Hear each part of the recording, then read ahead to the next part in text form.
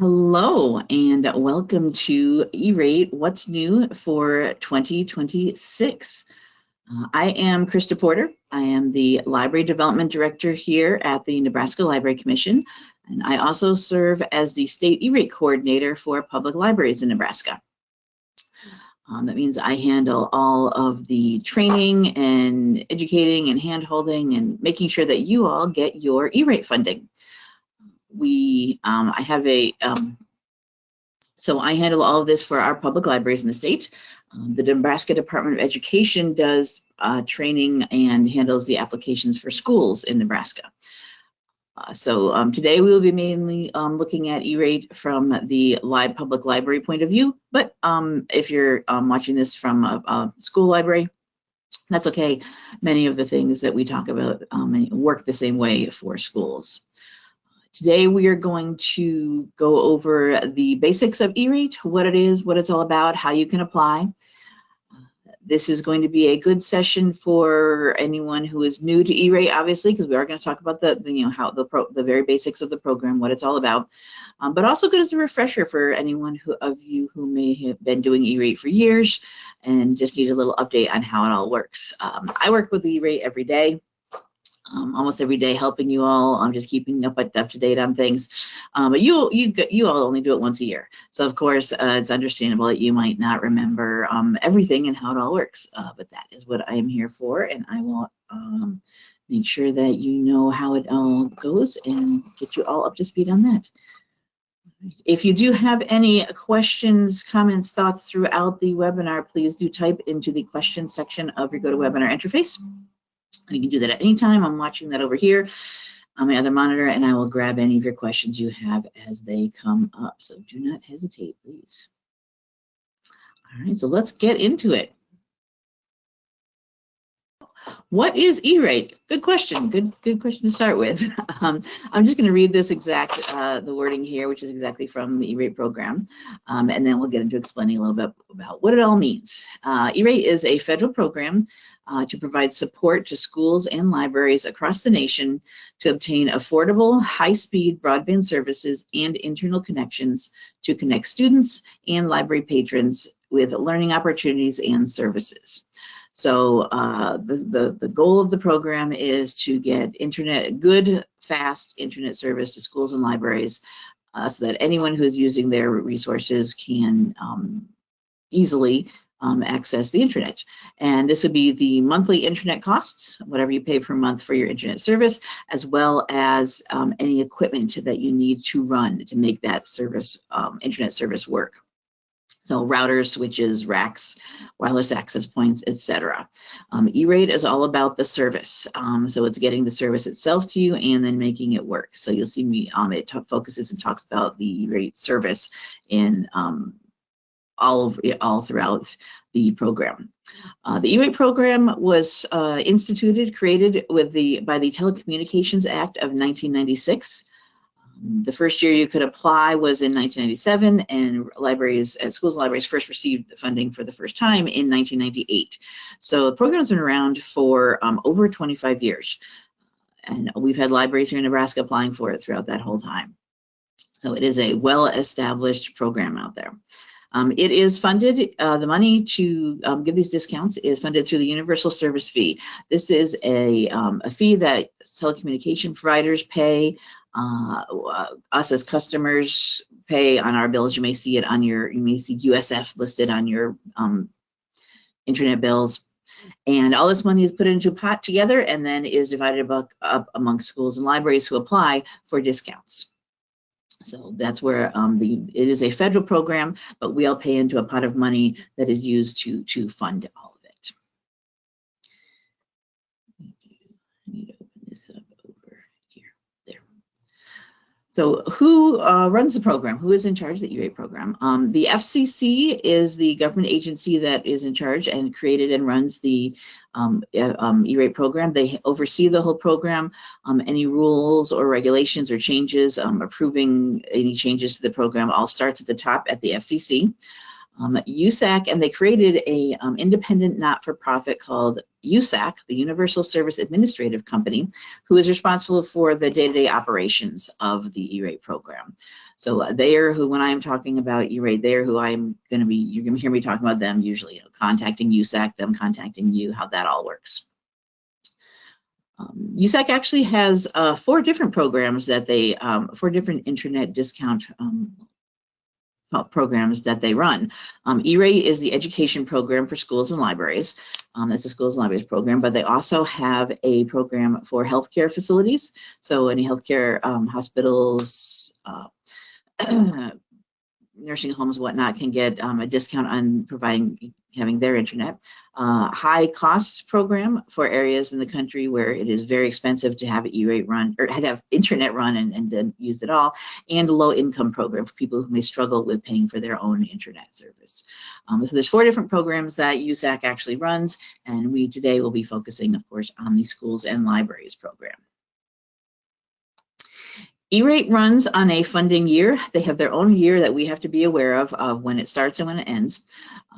Every year, the E-rate funding year is from July 1st of a year to June 30th of the next year. So right now, so whenever you're thinking about E-rate, right now we are applying for the 2026 funding year. The funding years are labeled as funding year whatever based on the beginning year of that funding year. So funding year 2026 is going to be July 1st, 2026 through June 30th, 2027. So whenever you are applying for E-rate, you are looking to the future. You are thinking, I need to get a discount on something happening next year, or at the beginning in July of the 2026. It is not a reimbursement program for things you've done in the past. Whenever you put in your application, you're thinking future. And there are different things that happen at different times related to the funding year that we also need to be aware of. Right now, we are in the 2025 funding year. So libraries are receiving their discounts, have applied. Here in Nebraska, all of our libraries who applied for their basic services have been approved and are receiving their discounts, or will be receiving their discounts at the end of the year when it wraps up in June 2026 for the current 2025 funding year that we're in right now. So throughout the funding year, there are different things that happen at different times, and some of these things will overlap with each other as well. So right now, before the funding year starts is when you apply, you start your process. You put in your first form, you do, if necessary, a competitive bidding process, and apply for discounts. Say, this is what we want to get a discount on, and here's what we ended up with as our service and our internet service provider. At the beginning of the funding year, that July 1st date, your services start. You start receiving the actual internet service, and you start receiving your discounts on it. During the actual funding year, throughout the year, or after it's over, you do what is called invoicing. You receive, you receive your actual funding.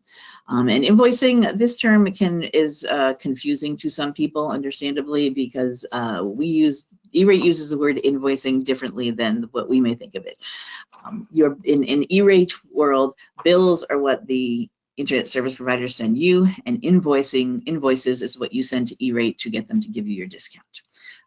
So just to keep that terminology a little more clear. You can receive your discounts throughout the funding year, or you can pay it in full throughout the year and receive it afterwards.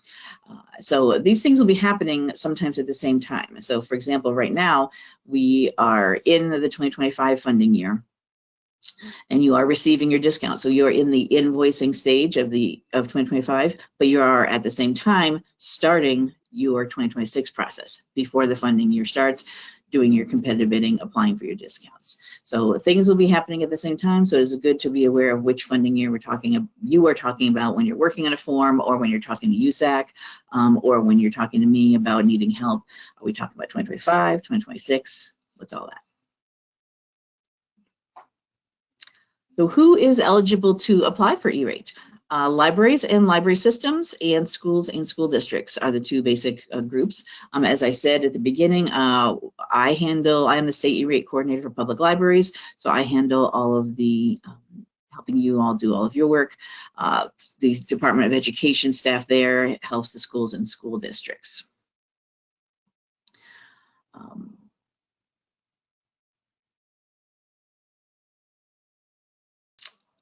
The FCC has said that in order to be eligible for libraries, the basic criteria is that the library must be eligible to receive LSTA funds. LSTA is Library Service and Technology Act funds. This is funding that is distributed by the IMLS, the Institute of Museum and Library Services.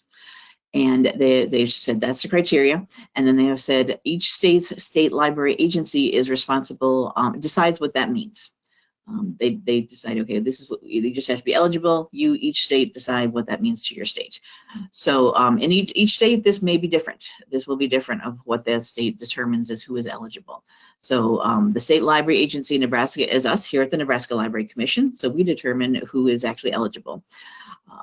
We provide services and programming and funding and grants, sometimes using LSTA funds, to all legally established public libraries in the state. So as far as we determined, all legally established public libraries are eligible. Now, this doesn't mean you've actually directly received the money, the LSTA funds, but you are using services that are paid using LSTA funds. So that is how we determine that who is considered eligible for LSTA funds and who receives that benefit. So that is for public libraries. In addition, tribal libraries are available, and they have different criteria. They are not established or work the same way as public libraries. They have different criteria. A tribal library just needs to be designated as the tribal library by a tribal council, and they must have regularly scheduled hours, staff that work there running the library, and materials available for library users to check out and use. Just those three criteria. In many tribes, in many communities that are tribal communities, the college or university library also serves as the public library in their community. There's not two separate institutions. And if that is the case, then that tribal college/university library would be eligible to apply for E-rate, as long as it does also serve as the public library in that community. If it's separate, if it's just the college library, then no, college/university libraries are not generally eligible for E-rate. So if it is that situation, then the college library would be eligible.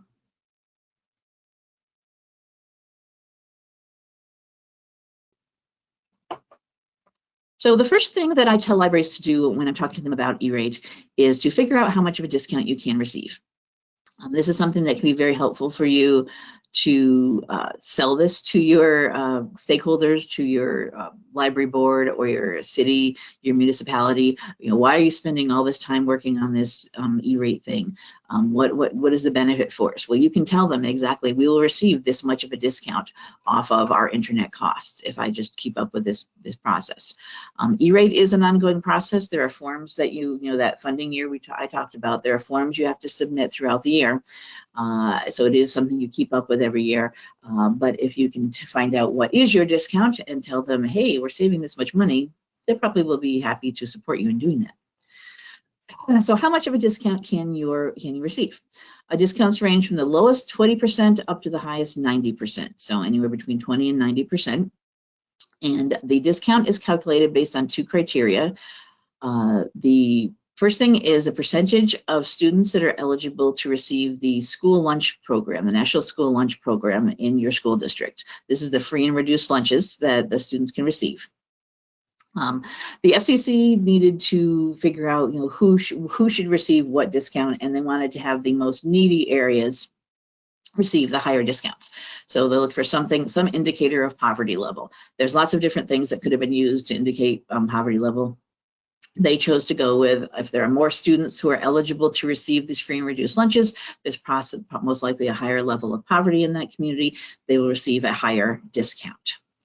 So this is some clarification on this, some more explanation.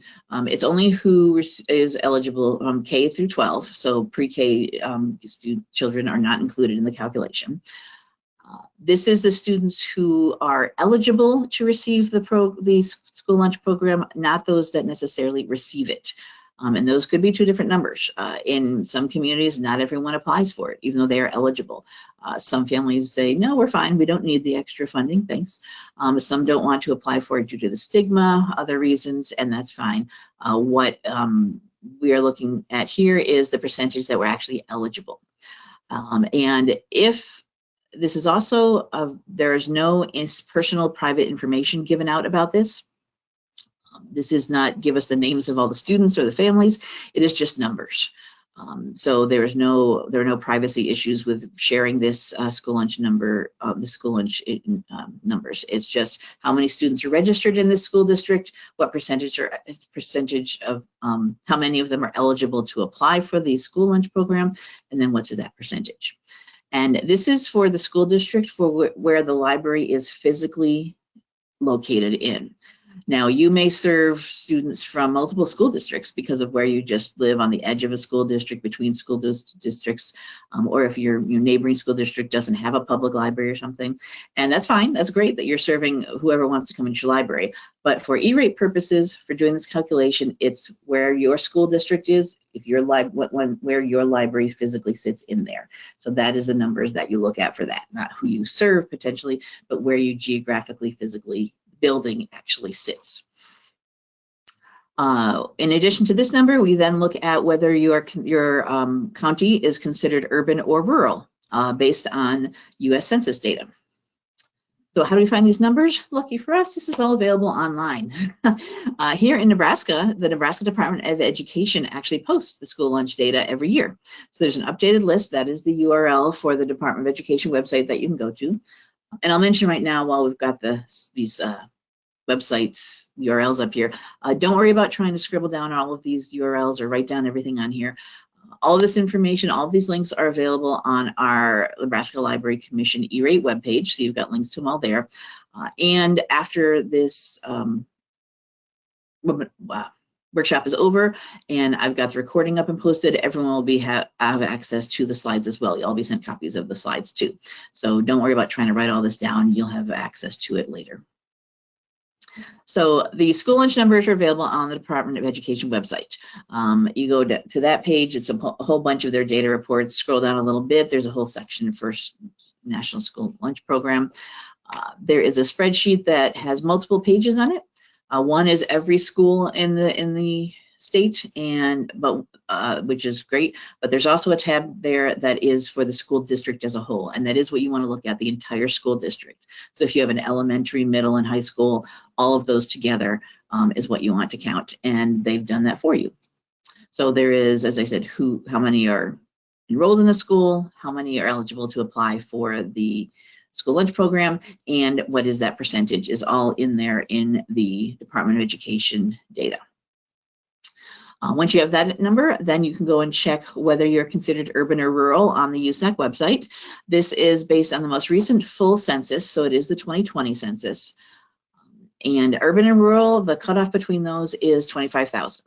The FCC says that anyone with equal to or greater than 25,000 population is considered urban. Everything else below that is rural. And that's good for us because in some of the levels of E-rate discounts, because if you are rural, you receive a slightly higher discount. So you take these two numbers and then you look at the USAC's discount matrix to find your discount. And this is also on their website, and I have it right here. So this is separated into two different categories, as you can see, category 1 and category 2, and I'm going to get into explaining what those are in just a minute here. But this is where you can check and see what your discount would be. So over on the left here, we have the percent of students that are eligible to apply for the school lunch program. And then whether you're considered urban or rural, you can see how much of a discount you can get. And you can see here the difference between urban and rural, and then a slightly different top discount rate to whether you're category 1 or category 2. So you can see here with just having If you're in a rural community, there it is, and you have only 1% of your students in your school district are eligible to apply for the school lunch program, you can receive a 50% discount off of your internet, of anything E-rate eligible. This is your monthly internet costs, construction to bring that internet to your library, install it in the library, and all the equipment involved and needed to make that internet work in your building. So that's not bad. Most libraries in Nebraska fall between 60 and 80% discount rates, just based on our numbers. So as you can see, this is a really beneficial program to most communities. So definitely take a look at this, figure out what your discount is. If you need help, I can do the calculation for you as well. I do this regularly for libraries. So if you just want me to send you an official, based on your numbers, official message or email, I can do that, so you can have that to pass on to anyone who you want to explain why you were doing this, why you're investigating doing this possibly, and why you continue to do this, because you were getting this much of a discount.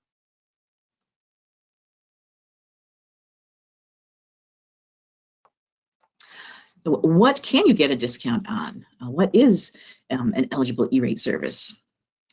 What is E-rateable, as I say here? Every year, the FCC publishes their eligible services list, ESL. It is available on their website.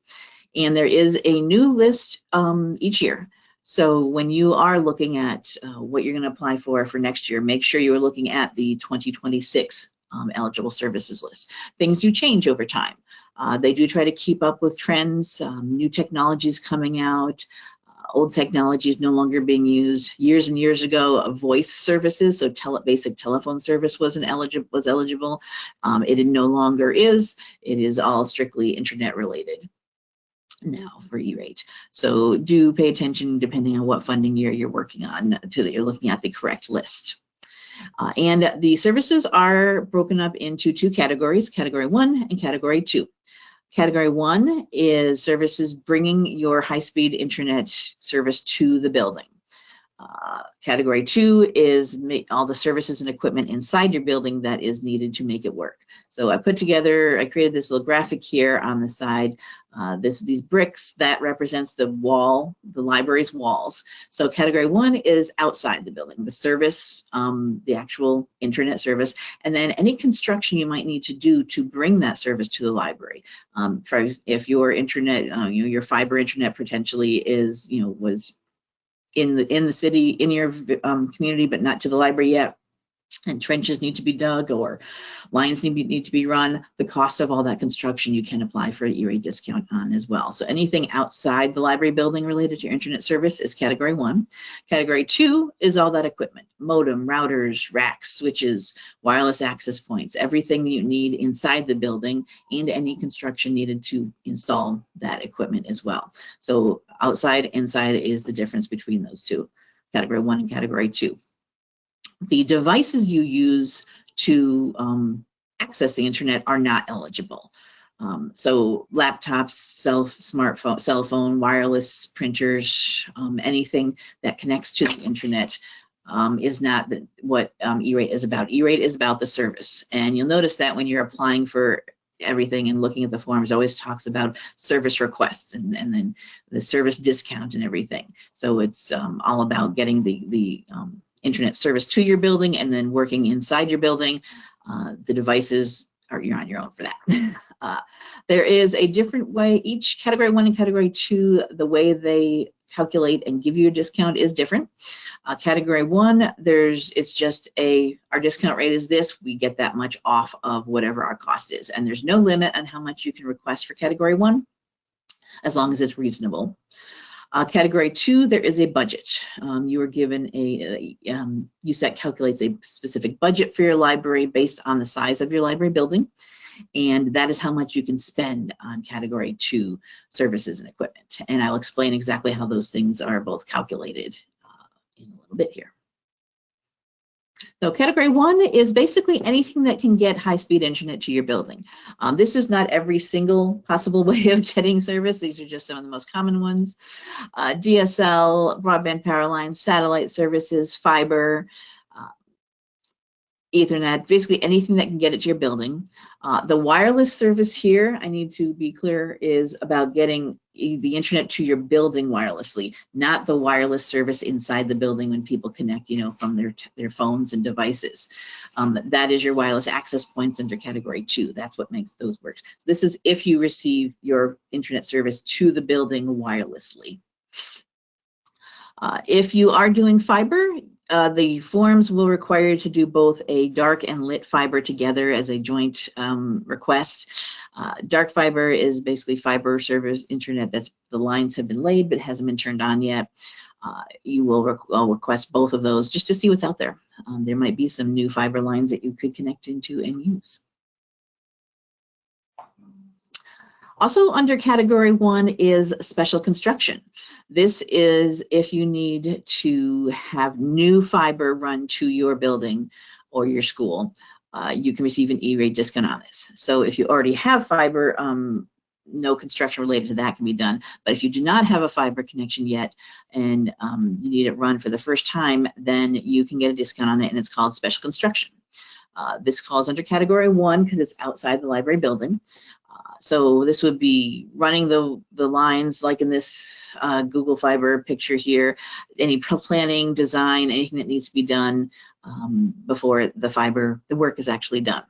Now, the FCC knows that this construction would want to be done before the E-rate funding year starts, because you want to start using your fiber at least by July 1st, because that's when you'll start being able to receive a discount on the fiber connection. So they do allow you to do construction at least 6 months before the July 1st start of a funding year and receive a discount on those construction costs. So the construction can be done outside before the funding year starts, and you get an E-rate discount.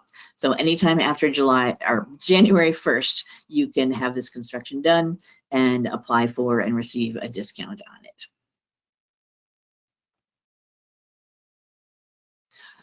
E-rate has a special state matching fund for special construction as well.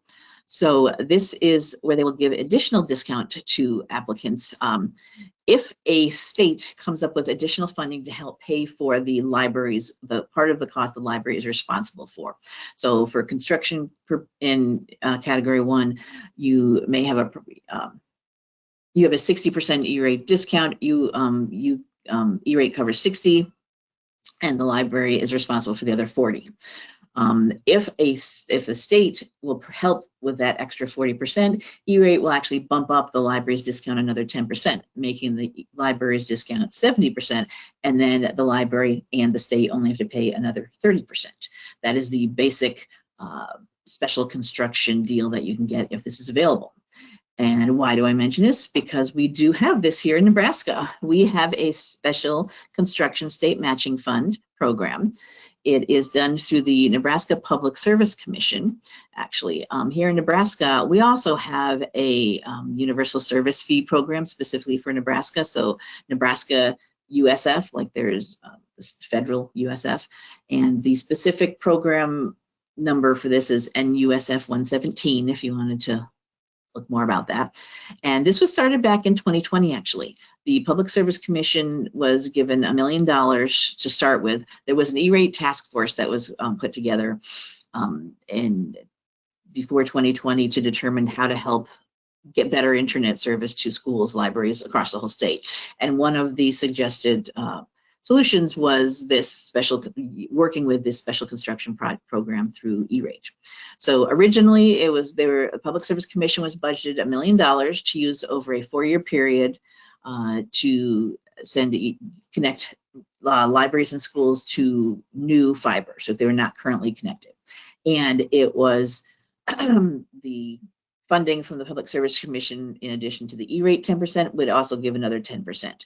So if you had 60% discount by default, and there is the state matching, you were given an extra 10% from E-rate, making it 70, and then Public Service Commission would pay another 10%, so 80% would be covered, and then the library would have been responsible for the remaining 20. That was the original program. However, in 2023, they changed it. The state decided we have way more money than we thought for this program. We are going to extend it to be an no ending date. So it was originally a 4-year program. It's now an ongoing program.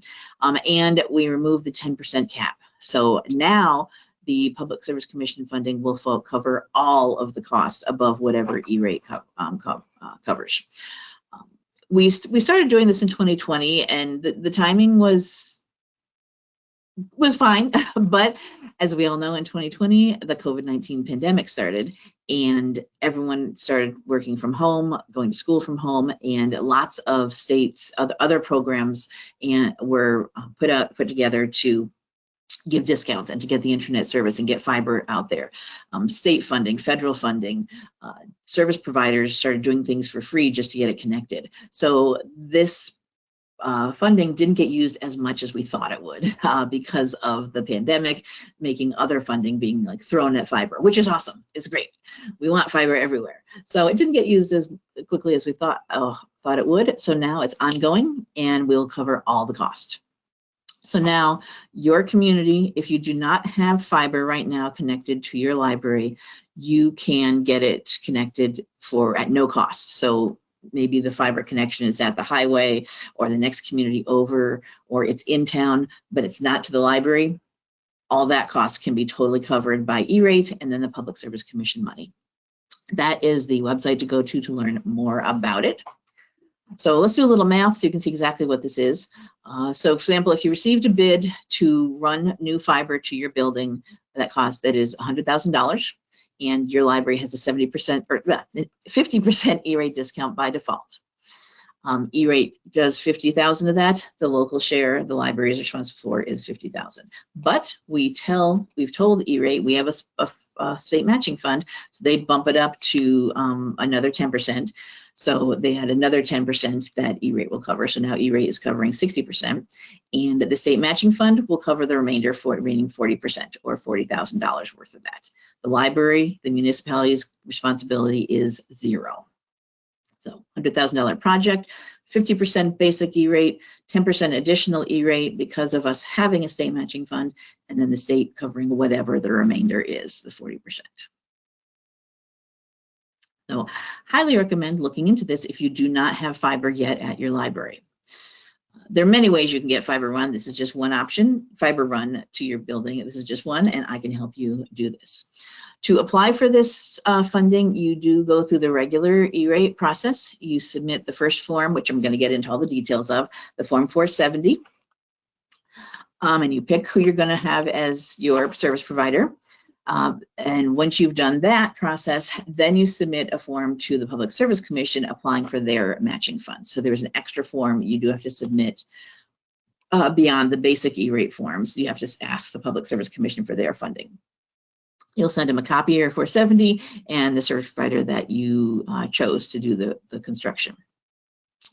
The official deadline for submitting this is December 31st, 2025, always December 31st, but they do accept late applications. Pretty much every year we've had libraries submit them in January or February of the next year, so don't panic about that date coming up.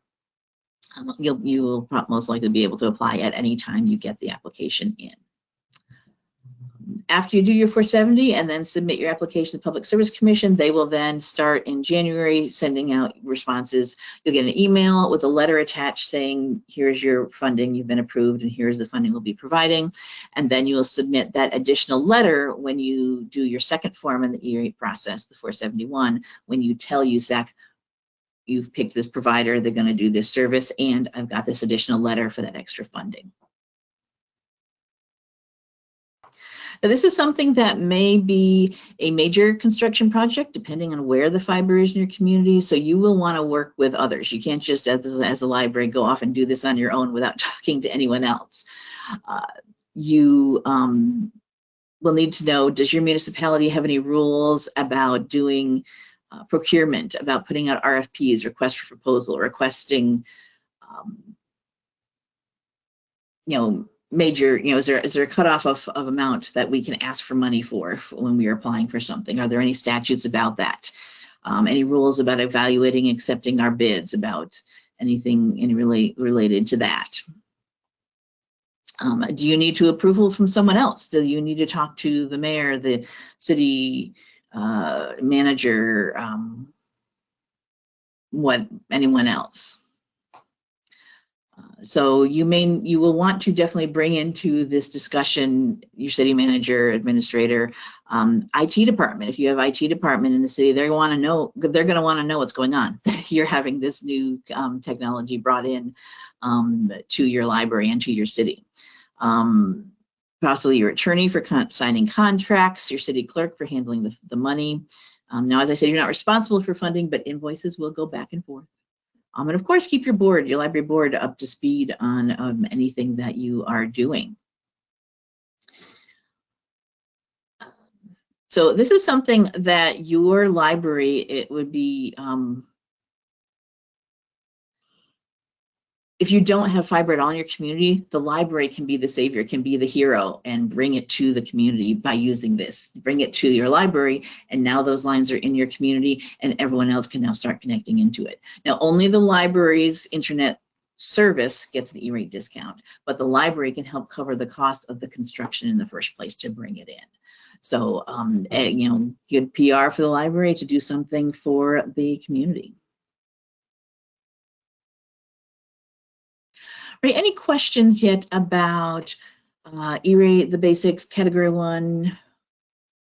You can type into your questions section at any time. If there's anything you're hoping I cover or wondering about, type it in there and I'll grab them as they come in. All right, so if you want to do, you're interested in special construction, reach out to me and I can help you go through all of that process. Now, there's one thing that I do need to mention related to category 1 is the Wi-Fi hotspots and the internet service related to that. On September 30th, 2025, right before the government shutdown first started, the FCC voted to end E-rate support for Wi-Fi hotspots and their internet service. This was a program that was instituted starting with because of a 2024 decision making them eligible for E-rate support. Wi-Fi hotspots, this was something that came, well, libraries have been lending out Wi-Fi hotspots for people who do not have internet service at home for years. I think it's been around at least 10, 15 years of libraries doing it. Again, with the COVID-19 pandemic came up, it became even more important, more needed for people to have internet at home. And a special program was set up to do this, the Emergency Connectivity Fund. That program wrapped up and it was rolled over into E-rate in 2024. The FCC commissioners at that time in 2024 said that it would be eligible for E-rate. We have new FCC commissioners now with a new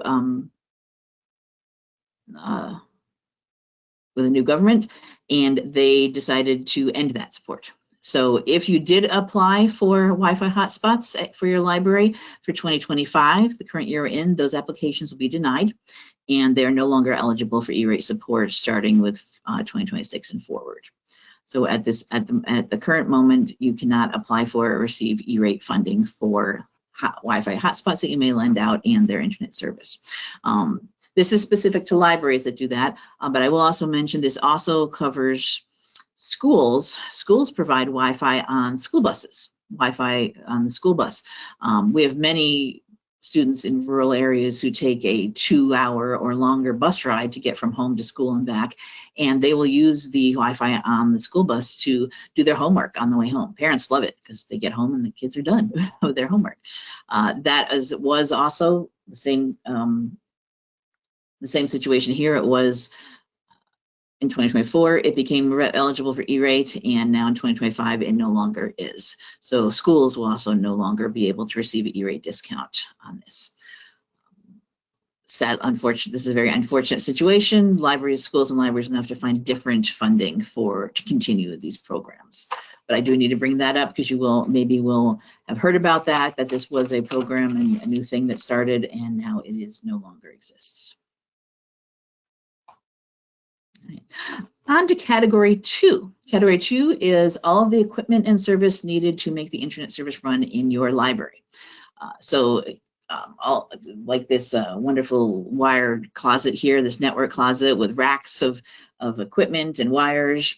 So anything related to do that, cables, firewalls, routers, racks, power supplies, any software needed to make your internet work. So not software like Microsoft Office or Excel, but anything that is network software that needs to be installed to make it work. Similar to special construction, this equipment, you're going to want it to work at least by July 1st so that you can start getting the discount on your internet service. You can install this going back to as early as April 1st before the funding year starts. So as a slightly shorter lead up to it. So you can have it installed at April 1st or later and you'll receive a discount on it. It also includes basic maintenance of these internal connections. BMIC is the acronym. So any repair, upkeep, my favorite example, the squirrel gets in the walls and chews through your cables, a new cable has to be run. That ongoing maintenance and keeping everything working. Any basic updates, server updates, security updates, all of those kind of things can be covered. This is specifically just the actual work performed under the contract. If you do have a 3-year subscription, like an ongoing subscription to have this service provided, you would split it up evenly throughout each of the years. So installing the equipment is important, but keeping it working is also important. Now, to figure out what you do need to update, what of this equipment do you have? It's old, is it new, newer? What you need to update, you do need to do. You should do a network assessment. Evaluate what your current network is. Check and see how old is your equipment, how old is your routers or your cabling, your switches. If you are getting an internet service at a speed that is very fast. For example, you upgrade to a fiber connection at 1 gig, but you have equipment that's 10 years old. That older equipment cannot handle a 1 gigabit interconnection service. It's going to come into the building and it's going to work. It's going to go through your equipment to your PCs, your computers, but it's only going to be as fast as that equipment in between. And it will slow it down. So if you are upgrading your internet service or speed, you need to upgrade the in-between equipment as well to be able to handle that speed. You want to get what you're paying for. You want to get the speed you're actually paying for. So run a speed test on your computers, on your actual end device. See how it matches up with what you're actually paying for. If it's not as fast as what you're paying for, something in between needs to be upgraded. So you can identify your gaps and where things are not working. This is something you would do a tech review on, and we have staff here at the Library Commission now, Andrew Sherman, who can come and do this for you and help you with this. We know many libraries do not have an IT department. Some of you are too small for that. You don't have someone on staff. You might have someone in town who kind of helps out, but we now have Sherm, he goes by Sherm, who can come out and do a tech review for you. You can send him pictures of your library's setup, like that photo of the network closet. You'll send him model numbers and whatnot, or he can physically come out to your library and check it out. He will do traveling around. He travels all around the state to do this. So reach out to Sherm and ask him to come and do a tech review. If you aren't comfortable doing it yourself, or you're not sure what you actually have, he is here to do that for you now. We also recommend, if you do want to do something yourself, is using this Toward Gigabit Libraries Toolkit. This is a great free online resource that was started with, it's had multiple IMLS grants throughout the years to keep it updated, specifically set up for small, rural, tribal libraries who do not have IT support to be able to do one of these reviews, a broadband review themselves. It's done by the Internet 2 organization, and they help you do a technology inventory. It asks really nice, great developing questions to figure out what you have, what you need, and in the end, you can come out with a broadband improvement plan. Here's all the things you might need to update, and prioritizing them over the years of which ones you will and when you will do it. So there's the URL for that. You can go there and use this yourself if you want to check and see how your network is. So both these things, having Sherm come out and do a check review using this, you need to do some sort of review to figure out what do I need to update? What could I apply for under category 2? Where's my breakdown happening? And then in either category 1 and category 2, you're going to have some extra miscellaneous charges. All your taxes and fees, you want to make sure you include that when you're saying how much something costs, because you can get a discount on all of that. Shipping charges for equipment, training related to if you have staff that need to be trained on how to run your network, that kind of training, and then all of the installation and configuration. It can be done by your ISP, by a third party. If Sherm comes out and do it, there's no cost. We don't cost you for that. It's just his job to come and help you with that. But if you have someone that does charge you to install things, local ISP, local computer tech person, all of that, you can also receive an E-rate discount on. So any questions about category 1 or category 2 and what is or isn't eligible? Type in that questions section of your GoToWebinar interface at any time.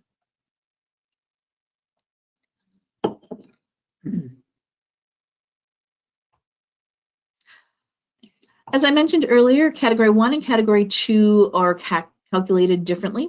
Category 1, it's just, it costs this much, you receive the discount off of it, whatever your percentage is. Category 2 is there, calculates a budget for you. USAC calculates a budget of a certain amount of money that they say you can spend on all of your category 2 equipment.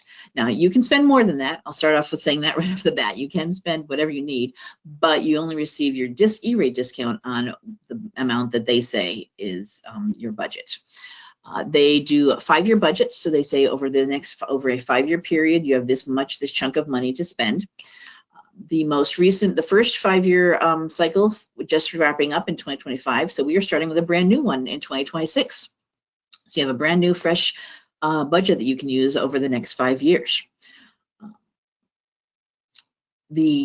If you don't use all of your budget in a 5-year cycle, it does not roll over. So at the end of a year, it's beneficial to make sure you do use it all up.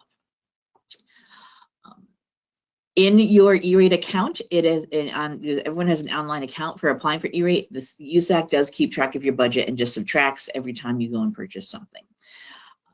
You can use this funding at any time you want to over the 5 years. If you have a big construction project, possibly a new building you're doing, updating your whole computer lab or something, you could use all of your 5-year budget in that first year because you've got to buy so much stuff, and that's fine. You just don't get to apply for category 2 for the remaining 4 years. Or you can spread it out. We have some libraries in the state that 1 year they apply an update grade all their switches. So it's just a whole bunch of switches they get a discount on. And in the second year they did routers. And the third year they updated all their wiring. So spreading it out throughout those 5 years, you can do as well. You can spend it however you want to and on whatever years you want to.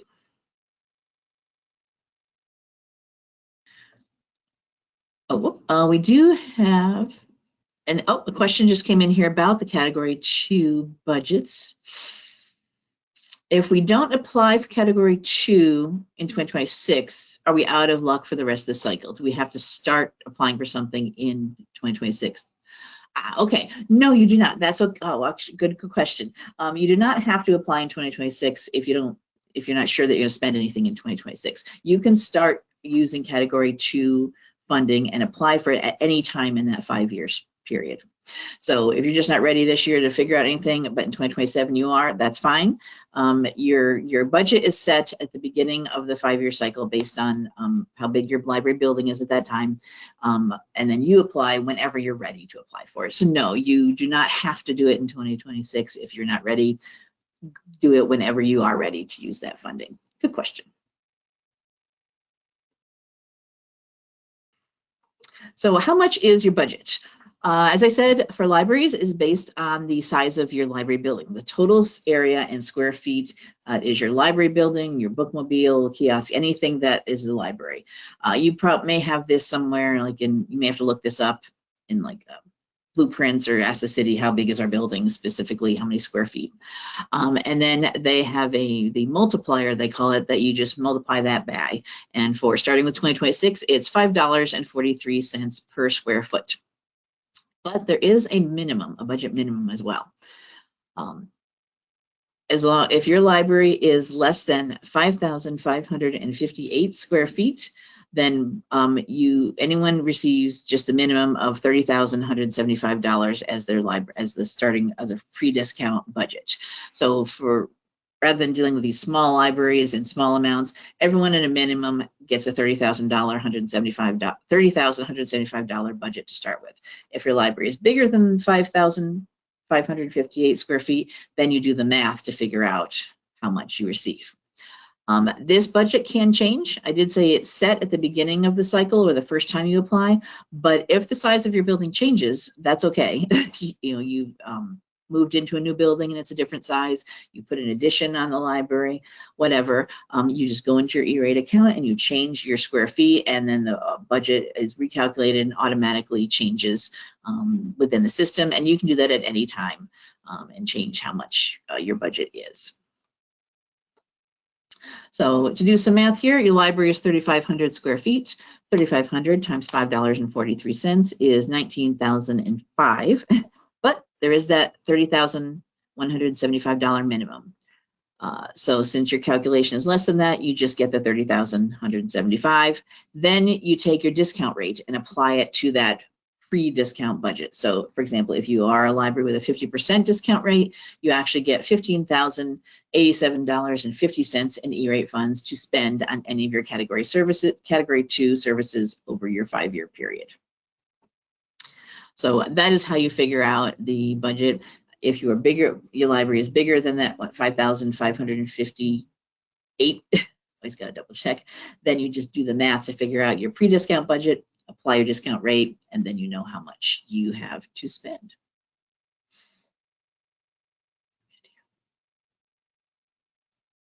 Any questions about category 2 budgets? This is all kept track of within your E-rate account, which is great too. All you have to do is enter into your account, and I'm going to show you where that is, how big your library is, how many square feet, and the system does all the math for you in there.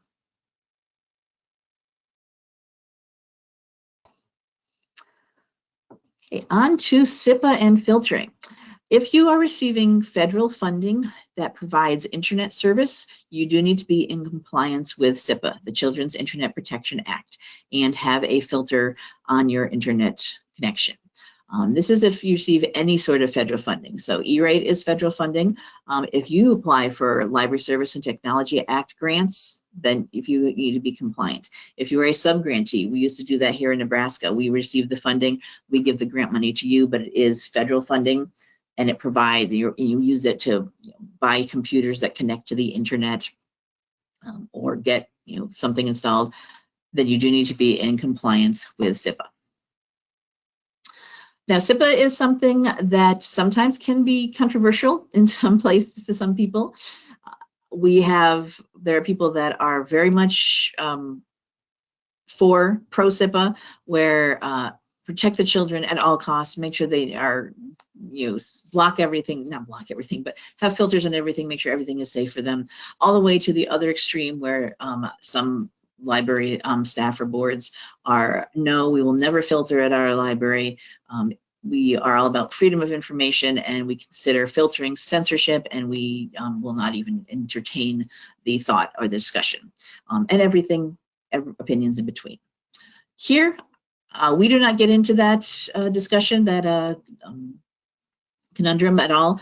My job here is to help you apply for and receive your E-rate funding. And I can explain to you how SIPA works and how you can be in compliance with it at your comfort level. SIPA is actually a very short document. The Children's Internet Protection Act itself is 14, 15 pages, depending on how you print it out and how you look at it. And it is very short, sweet kind of thing. It does not have a lot of detail. It does not tell you, here's a huge list of websites you must block. It does not tell you, here are the only acceptable filters that you can use, the filtering software or programs. It's basically all your decision to do whatever is the minimum to make sure that you are compliant, and then decide how secure, how much higher you want to go. So there's 3 basic things that SIPA requires. One, an internet safety policy. You probably, hopefully, already have one of these. This is just something that says you're not allowed to use our computers to access anything illegal. You're not allowed to hack our computers to do anything to them. So just being safe on the internet in general. Then you need what they call the technology protection measure. That's the filter itself, the actual software that blocks certain people from being able to access, users from being able to access certain websites. This can be a software program that you install on each individual workstation if you want to. It can be something at the network level. It can be something your ISP provides you to as part of its service that they will provide filtering. Excuse me, sometimes it costs, sometimes it's free. It can be anything. And the wording in SIPC says that you must block things that are harmful to minors. Minors to them is 17 and below. So anything that blocks those kind of things. It also says, and this is something that is very important, I see someone's just mentioning, is asking, this is for the children's computers, correct? No, this is for all the computers in your library that access the internet. If you're using federal funding to get that internet service, so if you're applying for E-rate, so all computers in your library that access the internet have to have a filter installed. This includes not just children's computers, but adult use only computers and staff computers. And that's when I think a lot of people don't understand or realize. All computers that access the internet that you're using E-rate for have to have a filter installed. However, there is also a clause in the SIPA Act that states that if an adult needs to use the internet for bona fide research or for whatever they want to do for adult use, then you have to have a way to turn off the filter. So you have to install it, but then you can turn it off on whichever computers don't need that filtering. So your staff computers, turn it on, and then just flip the switch, whatever it is, software-wise, to turn it off. Same thing for your adult use computers. And you can determine the level of security as well from computer to computer. So potentially on children's computers, you may have a filter installed and have it at a higher level, blocking more things. But on your adult use computers, you may have it as the lowest level possible where nobody even notices anything's been blocked. And that's perfectly fine. That is in compliance with SIPA. You just need to have the filter installed and have had it turned on, and then turn it off as needed for adults, or turn it off for all your staff. And then the third thing you need is at some point you had to have a public notice and a meeting where you let your community know you were doing this. So could be 15 years ago, it was an agenda item on your library board saying, hey, we're getting a new filter installed. Great, well, and you all know, and that's it. You only need to do that once. You don't have to do that regularly or annually or anything, just as long as you've got record of when you did this one time. And there's information there on the USAC website more about SIPA. So SIPA is not as overwhelming, I think, as it doesn't always have to be so overwhelming for you. And here in Nebraska, again, thanks to SHRM, we have a solution for you for this, something that we provide now. It is free to all Nebraska public libraries, a DNS filter, something called DNS filter. This will get you SIPA compliant and also has some other cybersecurity protections built in as well that you definitely want to do anyways. The commission covers the cost of this service. SHRM will come and get it installed for you, and he monitors and maintains it on your behalf. So if you do not have a filter right now and you need one, or you don't like the one you're working with you have right now, you can't, maybe you've been paying for something and can't afford it anymore, or you're just not sure, is it even on, is it even working? Reach out to SHRM. There's the URL for all the information about it on our website, and we can get you set up with a free solution to make sure that you are SIPA compliant for E-rate and any other purposes you may need to be. Any other questions about SIPA?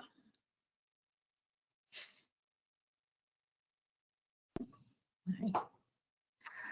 One last general thing you need to be aware of is that E-rate does have a document retention policy. You must keep copies of anything related to your E-rate application for 10 years after what they call the last date of service. That is that end of a funding year, so June 30th of a particular year. So for the funding year you're applying for right now, 2026, you must keep everything related to this funding year's application through June 30th, 2037. Now this would be, of course, all the forms and things you apply for, you use this year, but there could be things previously when you had that meeting about SIPA got to keep that throughout the whole time you're doing E-rate, of course. If you signed a contract back in 2020 for just an ongoing service, not a contract where you have to sign it and has a beginning and end date, but it's just you sign it once and you constantly keep getting your internet, you've got to keep that contract because it relates to the internet service you're receiving for 2026. That contract for 2020 you have to hold on to as well. The reason they have this document retention policy is that USAC can do what they call audits. An audit in this case does not mean, oh no, you did something wrong and you're getting in trouble. It just, they do checks and balances. They want to make sure, is the program working correctly? How is it working? Get some feedback. So they will do random checks on libraries' applications, and they'll reach out to you and say, hey, send us everything from 2026. We want to see how it went back then. And they can do that anytime, up to 10 years past that year. You can keep them either electronic or paper. So unlike this really scary stack of papers here, you don't have to have that, but you can if you want to. If you prefer having files or binders full of things, that's fine. But you can just scan everything and have it electronically. Have a folder on your computer for E-rate or a flash drive that you put it on and have it separated by year. You just need to be able to get to whatever document USAC is asking for a particular year. So keep it organized, keep it somewhere. And this would be things like all of the forms you submit, all the responses from USAC, if you have any correspondence, questions back and forth with them. If you receive multiple bids for services, winning and losing bids, you need to hold on to, of course, any contracts you sign, service agreements, invoices, all of that. If you have to make a decision between different providers, how did you make that decision? All of that. Are the kind of things you must keep. And then there is a website on the USAC page where you can see more about all of that.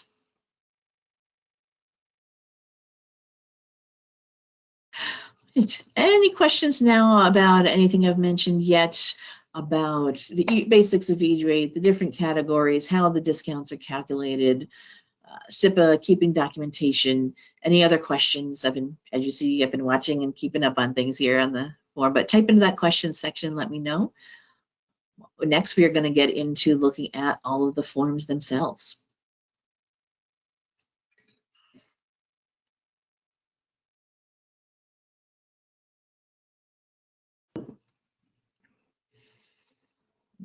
All right, let me just double check.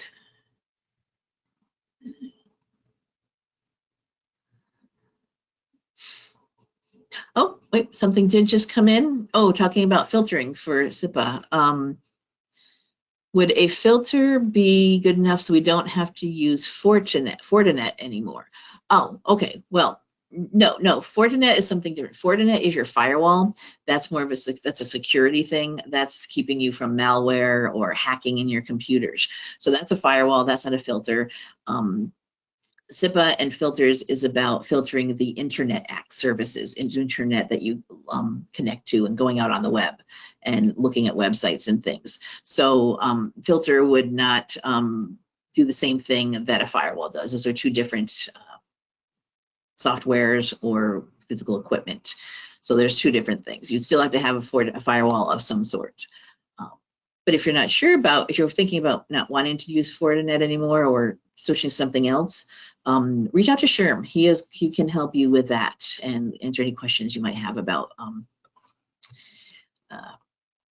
filtering and firewalls and cybersecurity. He's actually done webinars for us on cybersecurity and all of that. So you can also watch some of those to get some more tips and tricks from him.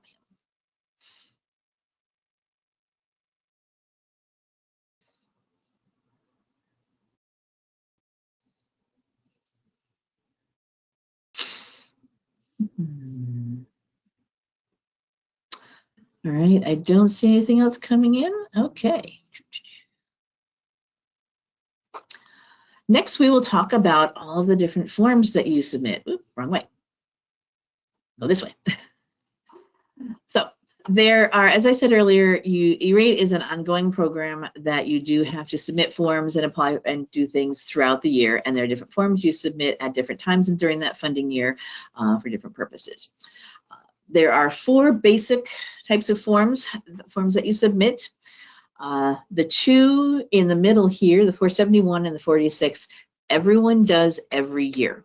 No questions asked, no getting out of them. You always have to do those two forms, the 471 and the 46. And we'll get into more of the details of them later. The 470 is the first form of the process. It is where, and you say we are looking for someone to provide a service for us, and you have a competitive bidding process where multiple vendors may contact you to say, hey, we offer this. There are some exceptions to submitting the 470. So sometimes some people may not need to submit that. And I will get into all those exceptions later when we talk specifically about the 470. So the 470, you say, I'm looking for someone to provide a service. The 471, you report to USAC, I've chosen a service provider, and this is what we're going to get from them and how much it's going to cost. Between the 470 and the 471, you do have to wait. There's a waiting period. If you've ever done any sort of competitive bidding process, you may have encountered this before. You gotta wait 28 days to let vendors, companies reach out to you. After you do the 471, USAC reviews your application, and if they approve it, they'll let you know, and then you will submit the 486 saying, I am receiving this service, thank you, I do want my money. So you have to let them know you want the money. Then the last form, the invoicing, and this is what I mentioned earlier for E-rate definition, invoicing is you invoicing USAC for their discount. Depending on how you want to receive your discount,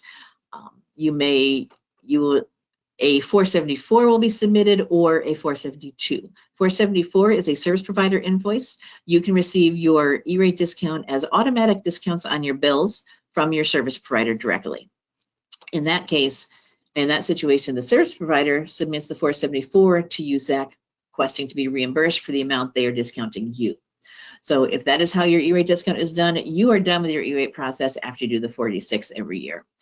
It is then the service provider's responsibility to reach out to be reimbursed for what they are discounting you. Service providers always get paid in full for everything they're providing, just part from you, part from USAC. Excuse me. If you don't get a discount on your bill, your other option is to pay for your costs all in full throughout the year, and then get reimbursed after the year has ended, or after you paid the bills. And in that case, you would submit the 472, the BEAR form, that's a billed entity reimbursement form, so that you can be reimbursed for the full bills that you had paid, reimbursed your discount. So if you're doing it that way, then you submit the 472. If you are doing a BEAR form and need to be reimbursed, USAC does this all as direct deposits, similar to doing your paycheck direct deposit. So you will have to do a one-time form, the 498, to provide them with your banking information. What bank account do you want this money deposited into? So that is only if you as the service provider, you as the library, the applicant, are paying your bills in full and getting reimbursed after. Before you can do that BEAR form and request that reimbursement, you have to give them the banking information. So one time you do that 498, as long as your banking information doesn't change, you do that once, and then you can just every year do your process. So we are going to go into each one of these forms in the second half of the workshop today, and all the details about them. All of your forms are available in the E-rate portal. This is your online one-stop shopping for everything E-rate related. And it is called the E-rate Productivity Center. EPIC is the acronym there. And you can do everything in EPIC now. There were a few things that you would do outside the system previously, but now all legacy things have been put into the Productivity Center finally.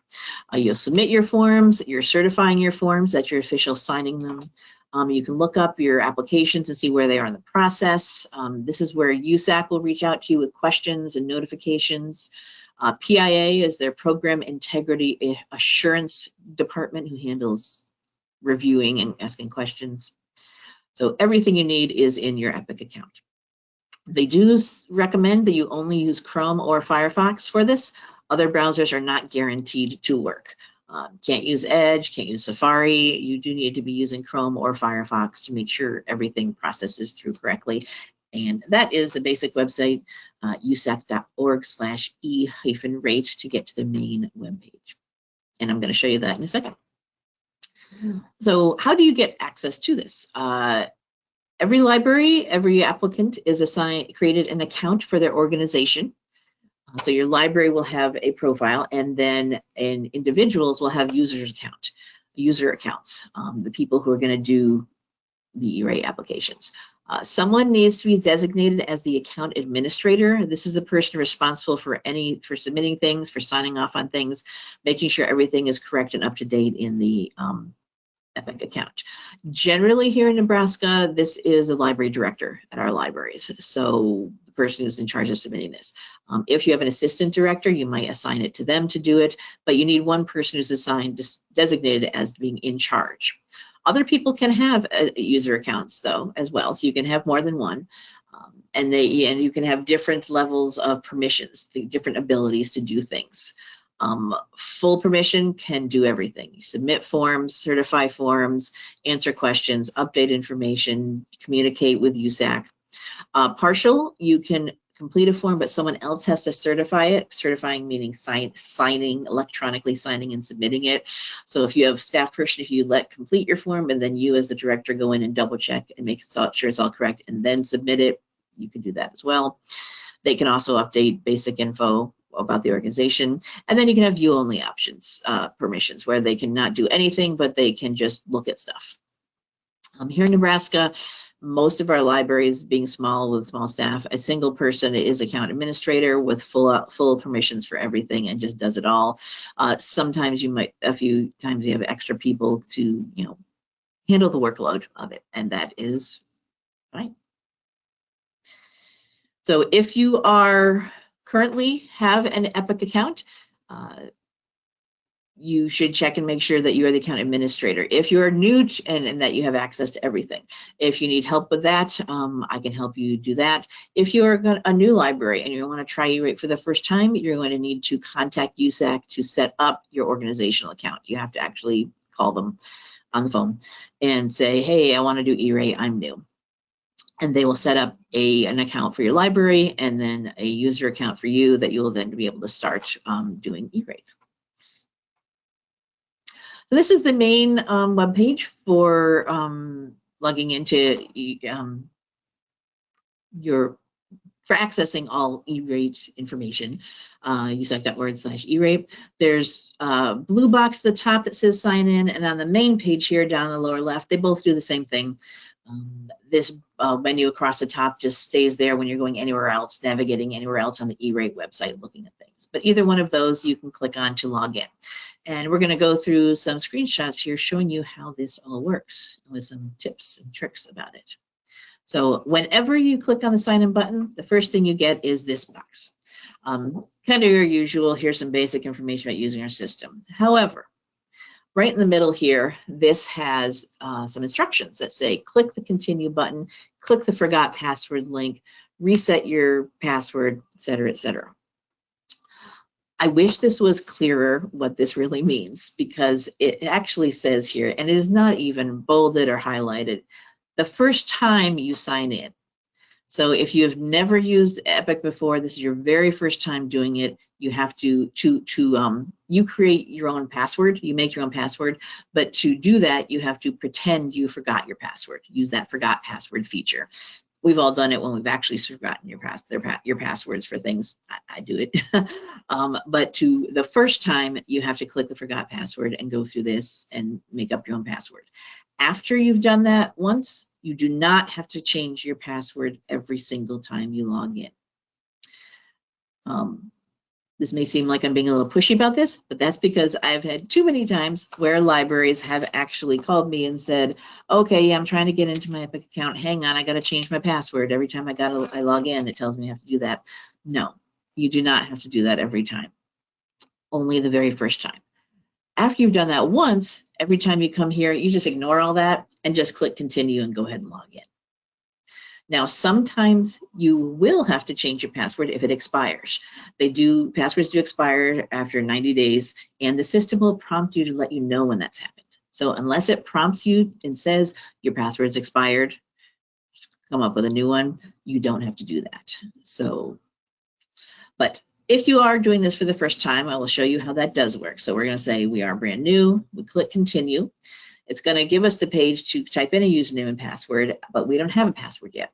Username is always just your email address, so that's easy. Password is something you create. So we click the forgot password link. Type in your username, your email. It sends you an email.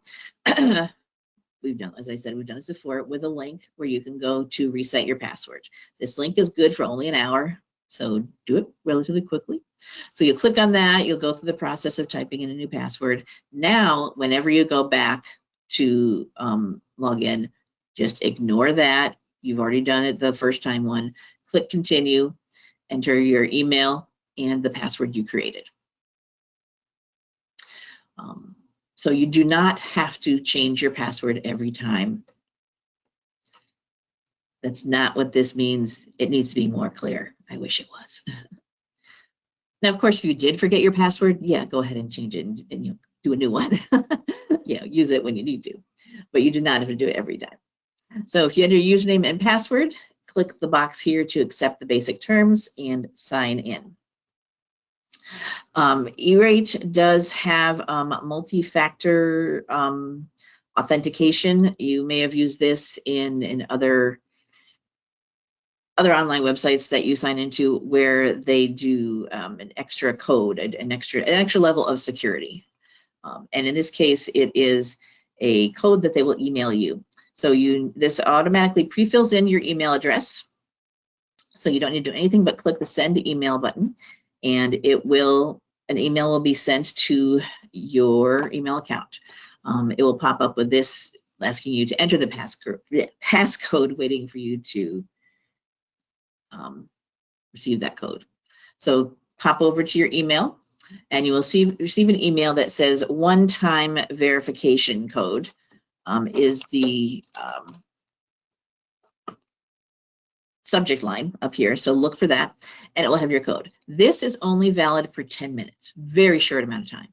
So you can only use this once and then it's done. What I do is as soon as I've used this code on this email, I immediately go back and just delete this email. I don't want to get confused with going back and typing in an old code and then it doesn't work and getting frustrated. So this is only good for 10 minutes. But once you do get that code, pop back over, enter it, click verify, and then you get logged in. Now, I did mention that sometimes passwords will expire. If it does expire, this is what will pop up next and will tell you, now you do have to change your password. Type in your old one, choose a new one, change it, and you're good to go again. So once you do get logged in, you end up on this screen, and there are two boxes here in the center. The second one, the Emergency Connectivity Fund, that's that old program during the COVID-19 pandemic. Some libraries are still wrapping up funding and invoicing on that, so the option's still there. But what you want to click on is just the E-Rate Productivity Center to go into the EPIC online system for E-Rate. And this is your landing page you get to, and I know you can't read all this because it's a giant page in tiny text right now, but we're going to zoom into different parts of it and see how it all works. But this is where you get to when you are in your account. Up here on the upper right in this group of menu items, this is where you submit all your forms. So your 470, 471, 486, and that bear form for doing reimbursements is under invoicing. It just uses a different wording for it. You can, if you've got inquiries from USAC, they'll be here. Notifications will be here. If we scroll down a bit, this is an important number that I want to bring to your attention, the entity number. This is like a social security number for a person. Libraries are assigned a billed entity number that lives with your library for the life of it, doing stuff with E-Rate. So sometimes USAC will ask you what's your billed entity number. You might need to enter it somewhere for things. So that is where you can always look. It's just right there on your main login screen. And it's on all the different forms and things you submit to. There's always somewhere where it's called either entity number or billed entity number. At the very bottom of your landing page, you can look up any forms you submitted in the system. EPIC went live in 2016, so you can go back as far as then. So I often have people say, hey, I don't know if I did this year's form, or can I just copy the previous one? I need to look at it. Yeah, you can always check here and look at all your previous forms and remind yourself, did I do that form already this year? You can choose the form 470, 471, 486, and then whatever funding year you're interested in. In this example, I did 2024. And you see I've got multiple 470s that I did in 2024. One here certified, that means it's been done and submitted, and USAC has it. If it says incomplete as the status over here, like this third one, that means I started working on it and I haven't finished it yet, so I might need to go in and finish submitting that. And you can cancel a 470 if you want to. If you realize you did something wrong or you need to make a major change, you may just cancel out one you've submitted and do a brand new one.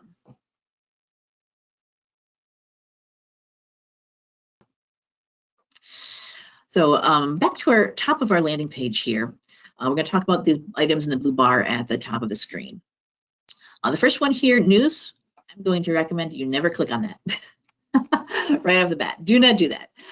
That is news, and it is notifications of forms submitted, notifications from USAC, questions, whatever, for everyone who is in the E-rate program. All schools and libraries news items you will find there. You don't want to look at everybody's, you just want to look at your library's news. You're going to click on your library's name here where it says welcome and whatever your library's name to get in just your library's account. And then you've got a whole bunch of things here you can look at, but over here, news within your library's organizational account. This is just your library's news items. So here, Gotham Public Libraries, funding year 26 was posted, etc. So don't ever click at this one up here. You're just going to get overwhelmed and be annoyed. Click your library's name and go into your own account. The next one here we're going to look at is tasks. Tasks are things that you are in the middle of working on, or USAC reaching out to you to complete something. This first one here is saying the 470 has been submitted. It's ready for certification, this 470 that I was working on. So I'm at that last step, and it's prompting me go in and sign off and officially submit it.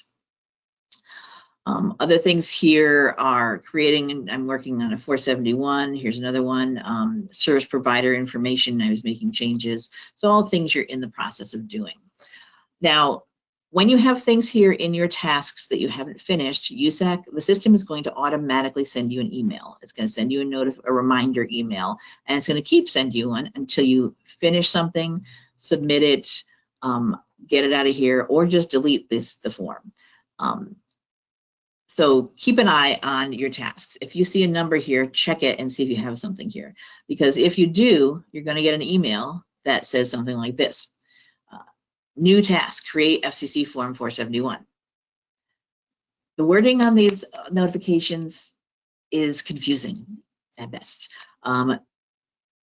You will get this email and you will think, oh no, I need to create a form 471. It's telling me this task has been assigned to you. This is the next step. It's time for me to do that. It's just bad wording. What this really means is you actually did start one, and we're just reminding you that it's still out there and you haven't finished it. So just a little nudge saying, hey, do this. The wording is terrible. I wish it would be clearer, but it's automated and it's not.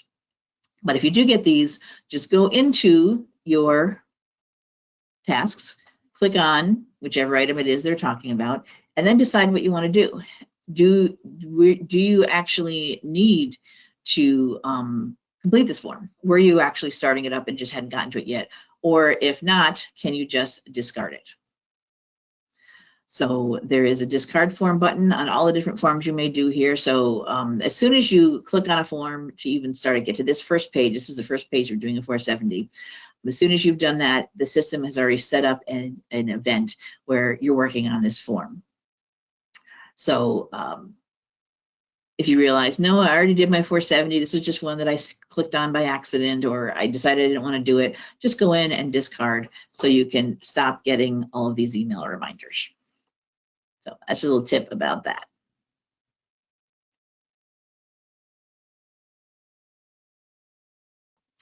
So up here in the upper right is where you can work with your profile.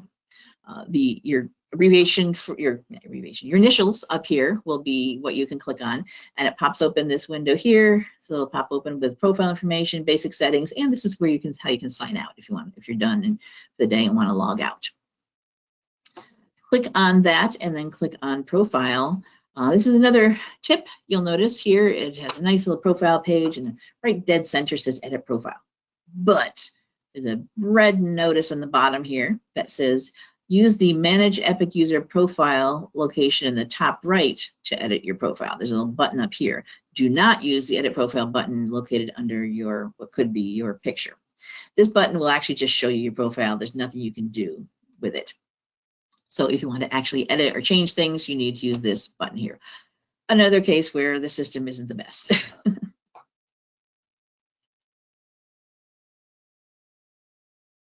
And then here, now that you go in this way, you can see you can change your name, your address, basic information about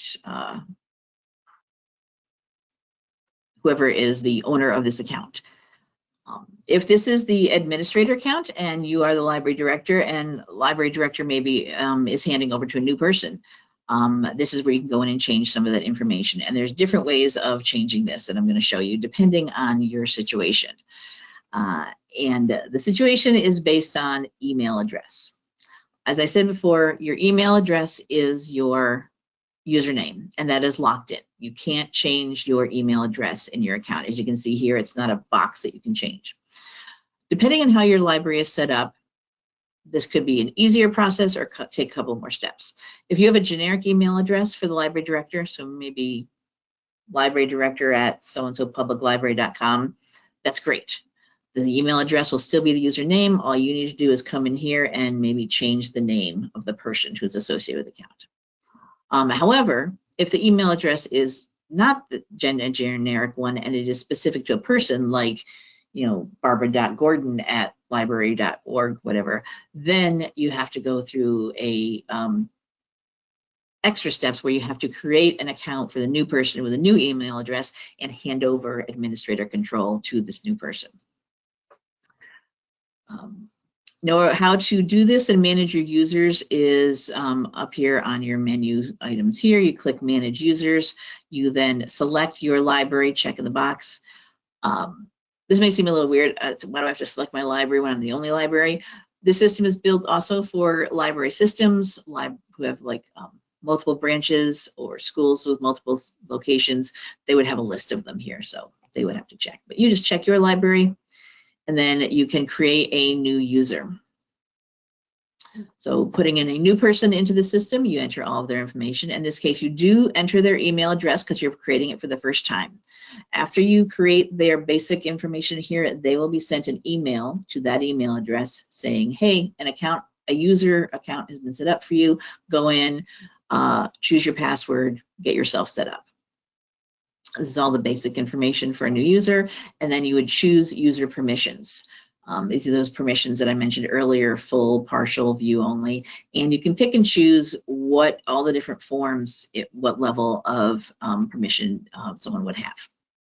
If you are the account administrator, you're the one person that does everything, go in here and make sure you have full rights to all of these, just so that you don't have to worry about why I can't do something. Is because my permissions weren't set properly.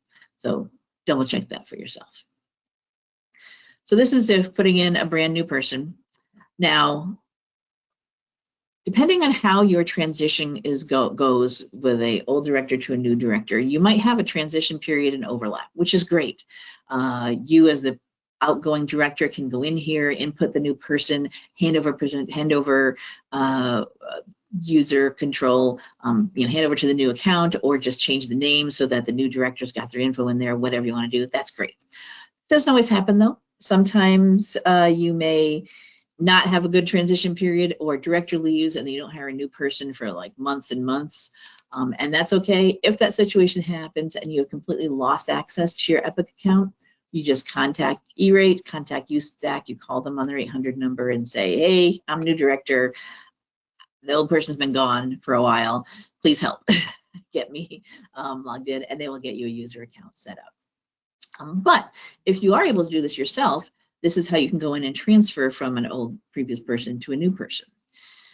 So I've created the account for like the assistant director, and there are two different things you have to do here. You go into your library's account like we did before, clicking where it says welcome and the library name, and there's two different things you're going to have to change: account administrator, if you're handing that over, and general contact. Just do this twice.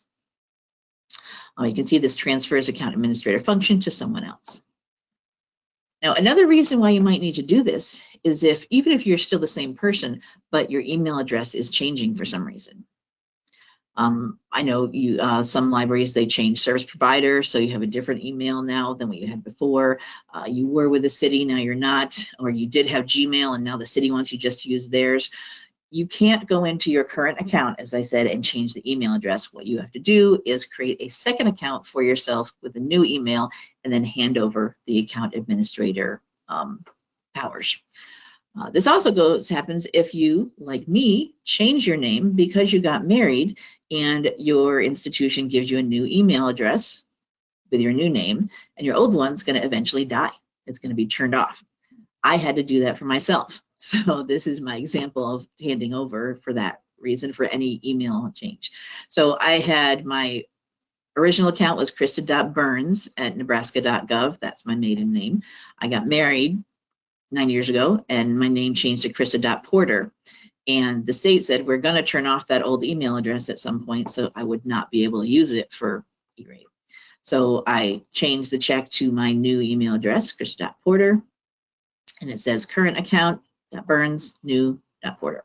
So this would be for any sort of email change, so that you can have the new account for yourself. So I ended up with two accounts in here, one with the old email, one with the new.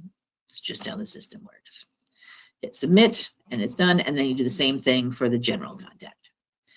Change from the old email to the new email, continue, submit. So that is how you can hand over that control. If you need help with it because you can't figure out doing it, that's a reason to call USAC, and they will help you through it all as well. Now, there is a certain time during which you can you can only make certain changes, that's what I'm trying to say, in the system. And this is called the EPIC administrative window, not to be confused with the EPIC, the 471 application filing window. Those are two different windows that happen at different times of the year, and some people do get them confused. The administrative window is open right now, and this is when you can actually make major changes to your profile in the system. It opened October 15th, and it will close shortly before the Form 471 application filing window opens. The 471 can only be submitted during a certain period of time. It's generally January to March of a year. So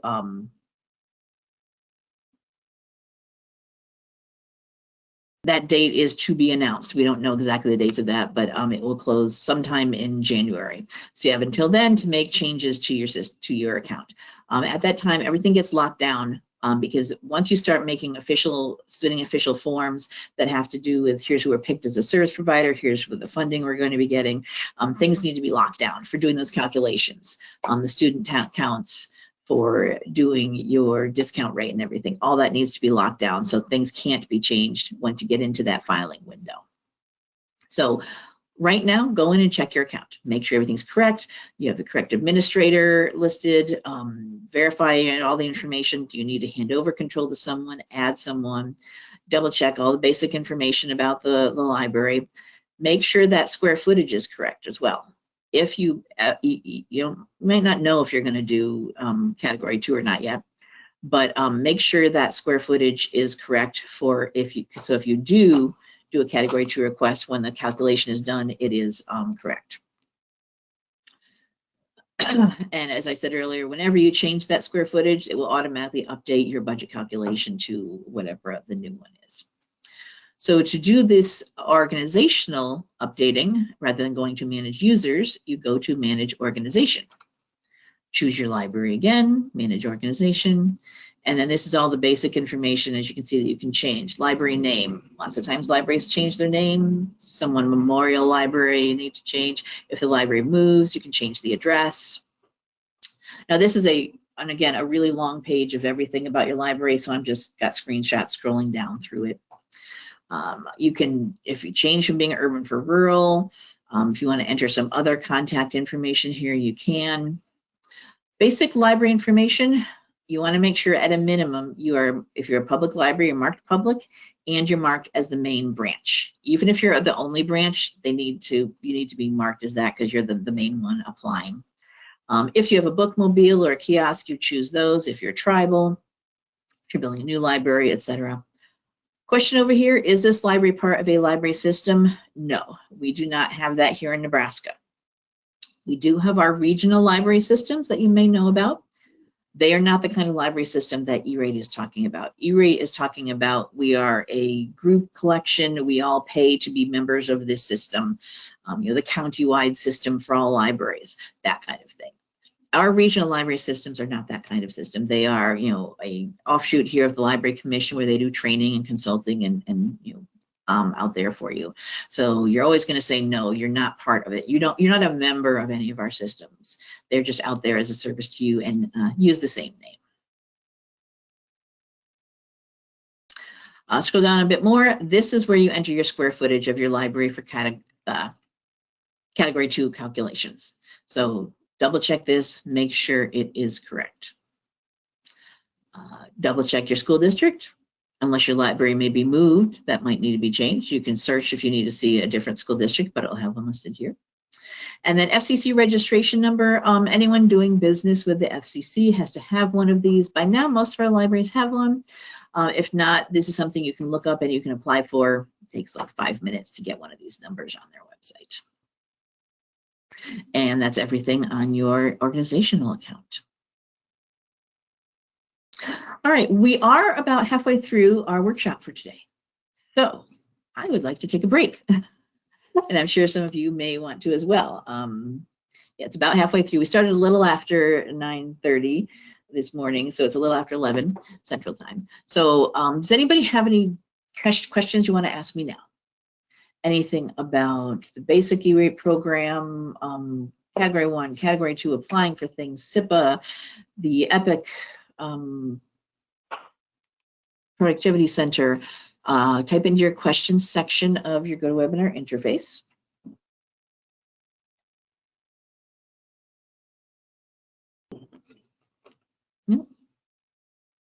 Oh, nice, a nice comment. It's all clear so far. Thank you. Good.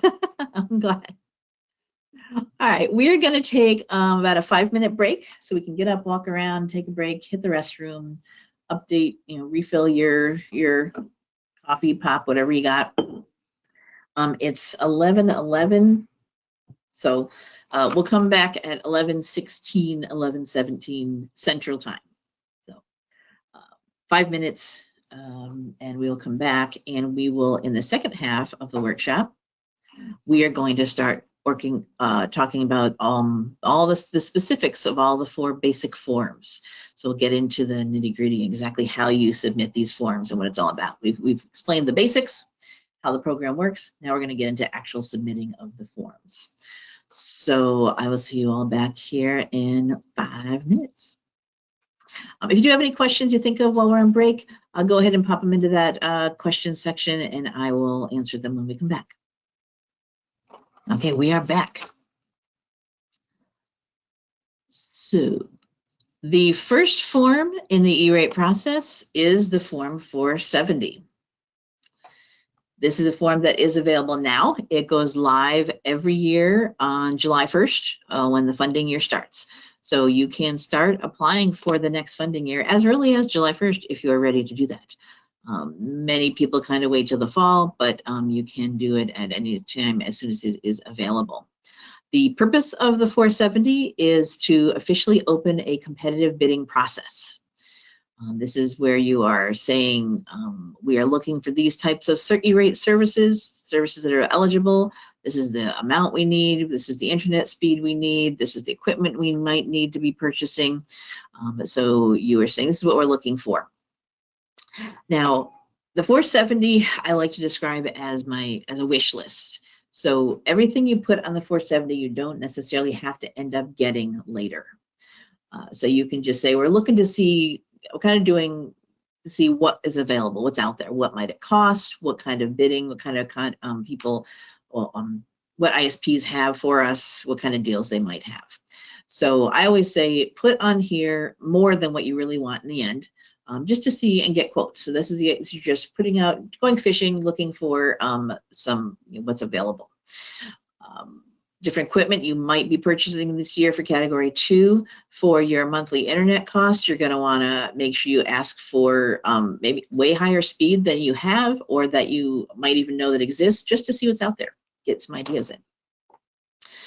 So this is the first form in the process that does that, where you just say, we're looking for all these things. Now, this is unless there's an exemption that applies. And as I said at the very, very beginning, there are some situations where you do not have to submit the 470. If you are currently in a multi-year contract, so this is a contract with a beginning date and an end date when it expires, you do not file a new 470 throughout the years of that contract. When you file a new 470, you're looking for a new provider. You already have one, and you're already in a contract, in a deal with someone. You don't want to ask for new company to work with. You're already in an official legal contract with someone. So you would not submit a 470. You do that the first year to get that contract, but then throughout the years of the contract, whether it's 3 or 5 years, you skip the 470 and you just do the 471. Every year of the contract, you do still have to keep saying to USAC, yes, we have it. Yes, we're still the same deal. We're still receiving the service. You still have to do your 471, your 486, your invoicing every year. You just want to start up a new thing because you're already in a deal with someone. There is also a situation that is if you receive or can find low-cost, high-speed internet access with meeting certain criteria, you do not have to do competitive bidding. This is called the Commercially Available Business Class Internet Option, CABIO. Love our acronyms. So if you currently have or you know of a provider that provides internet service that costs you $300 or less a month, and gives you at least 100 megabits per second downstream and 10 upstream, you do not have to put out a 470 and do any sort of competitive bidding. This can also include, if this includes your new installation charges and whatnot. This just needs to be publicly available internet, not some special price just for you at the library. So if you are receiving this, you don't have to do the 470 anymore. This is something that the FCC instituted years ago, trying to encourage service providers to offer good prices, good speed at a good price. Now, when I originally started talking about this, 10 or so years ago, 100 megabits per second was crazy. Nobody had that. People were barely getting 50 in some places, but now it is much more common. Some people have 1 gigabit, which is way above 100, of course, for less than $300 a month. So do be aware of this. Figure out what you're paying for and what speed you're paying for, and you might not have to worry about doing the 470 at all. This is if you are currently in a contract or a deal, you can just stop doing the 470 if you have been doing that. If you're brand new to E-rate and don't and already have a contract and it's at this, you don't have to do a 470.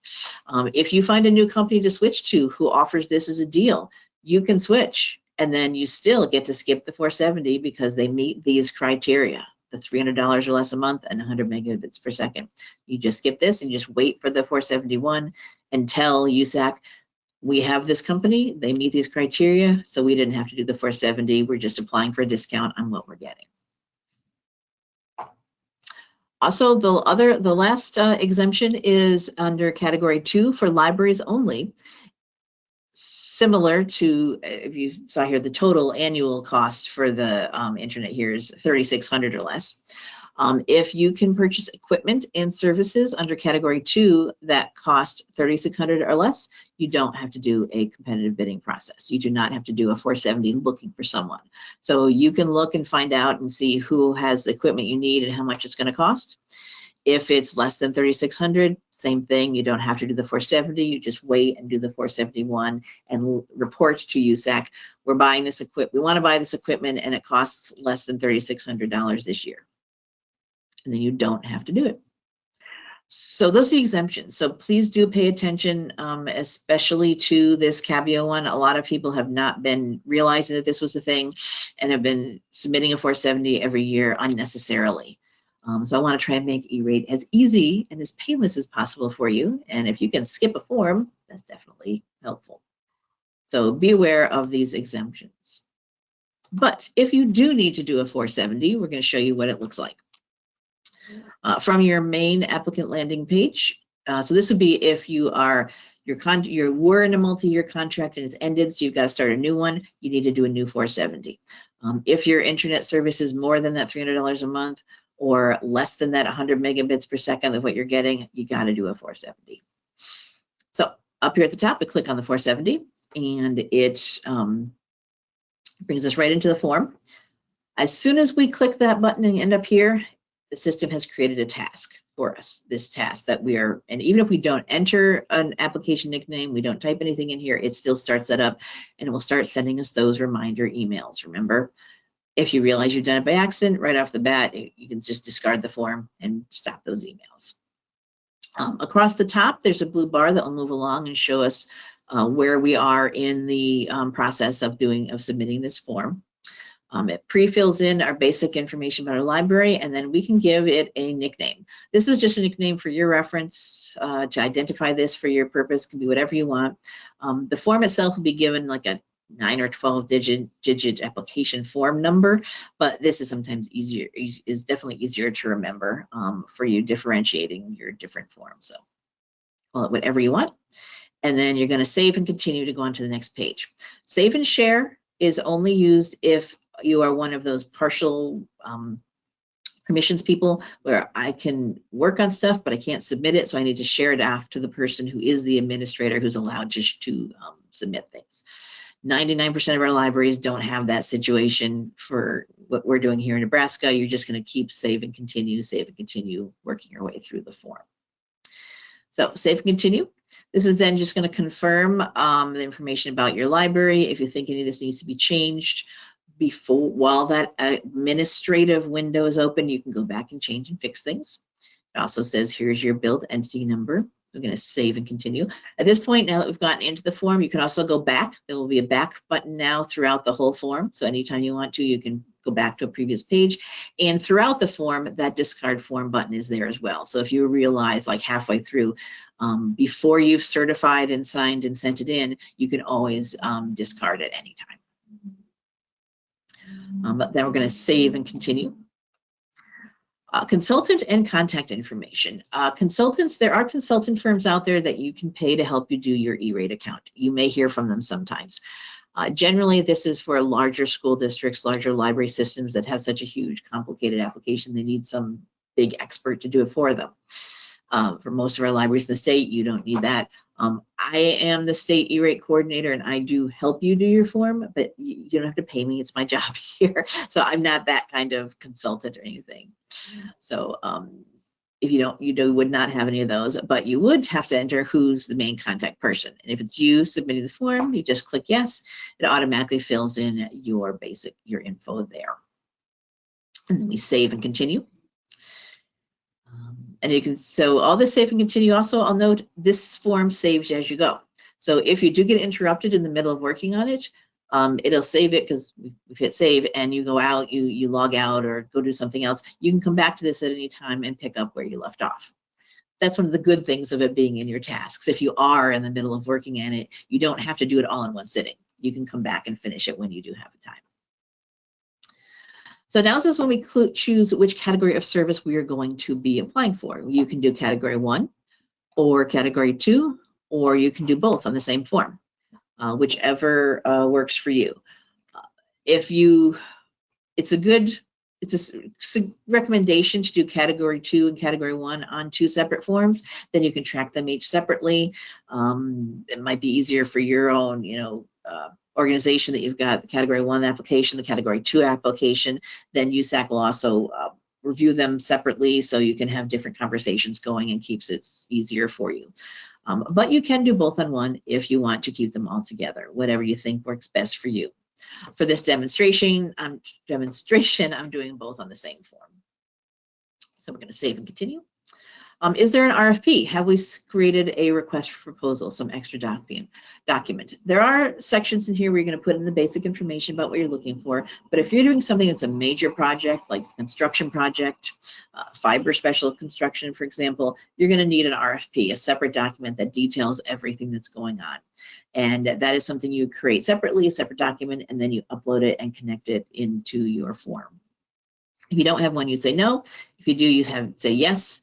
Then you would either upload, navigate to wherever you've got it saved in your computer, or you can click and drop if you've got the folder open, drop it into there. It does a quick little virus check, and now that RFP that you wrote with all the details you need about this major construction you're going to be doing is attached. Generally for things like just your monthly basic internet, you don't need an RFP for. It's just we're paying for our monthly internet. This is for more, like I said, construction projects, major updates, things you need to explain in more detail than what beyond what this form allows for.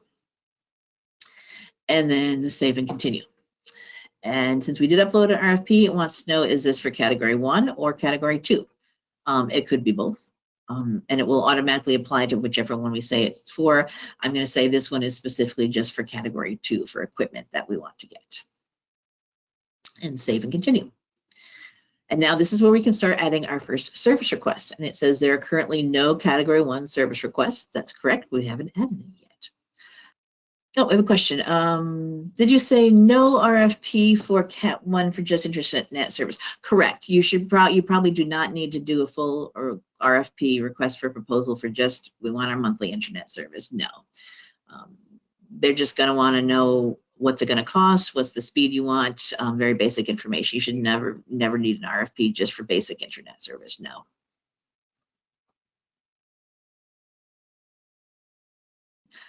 So we will now click the blue button, there we go, to actually start this service request. And the system, the form here has some hierarchical menu where we kind of work our way down through it, answering different questions. So first thing it says, I seek bids for internet access or data transmission, or I seek bids for category 1 network equipment. So this would be, if you're doing that special construction, we're going to do our basic internet monthly service. So we're going to choose that. And we have all different types of connection we can have.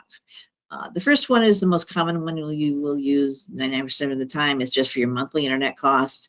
I seek bids for internet access and data transmission with any combination. It could be fiber, non-fiber, cable, DSL, copper, blah, blah, blah, blah. Any possible connection you would have. You can do data without transmission, transmission without service only, does not include internet. Major school districts or major library systems sometimes pay for things differently to their providers, so they separate it out that way. You can build your own network if you're up for that kind of thing, not something generally our libraries do. And they do still have the option here for the hotspots on the form.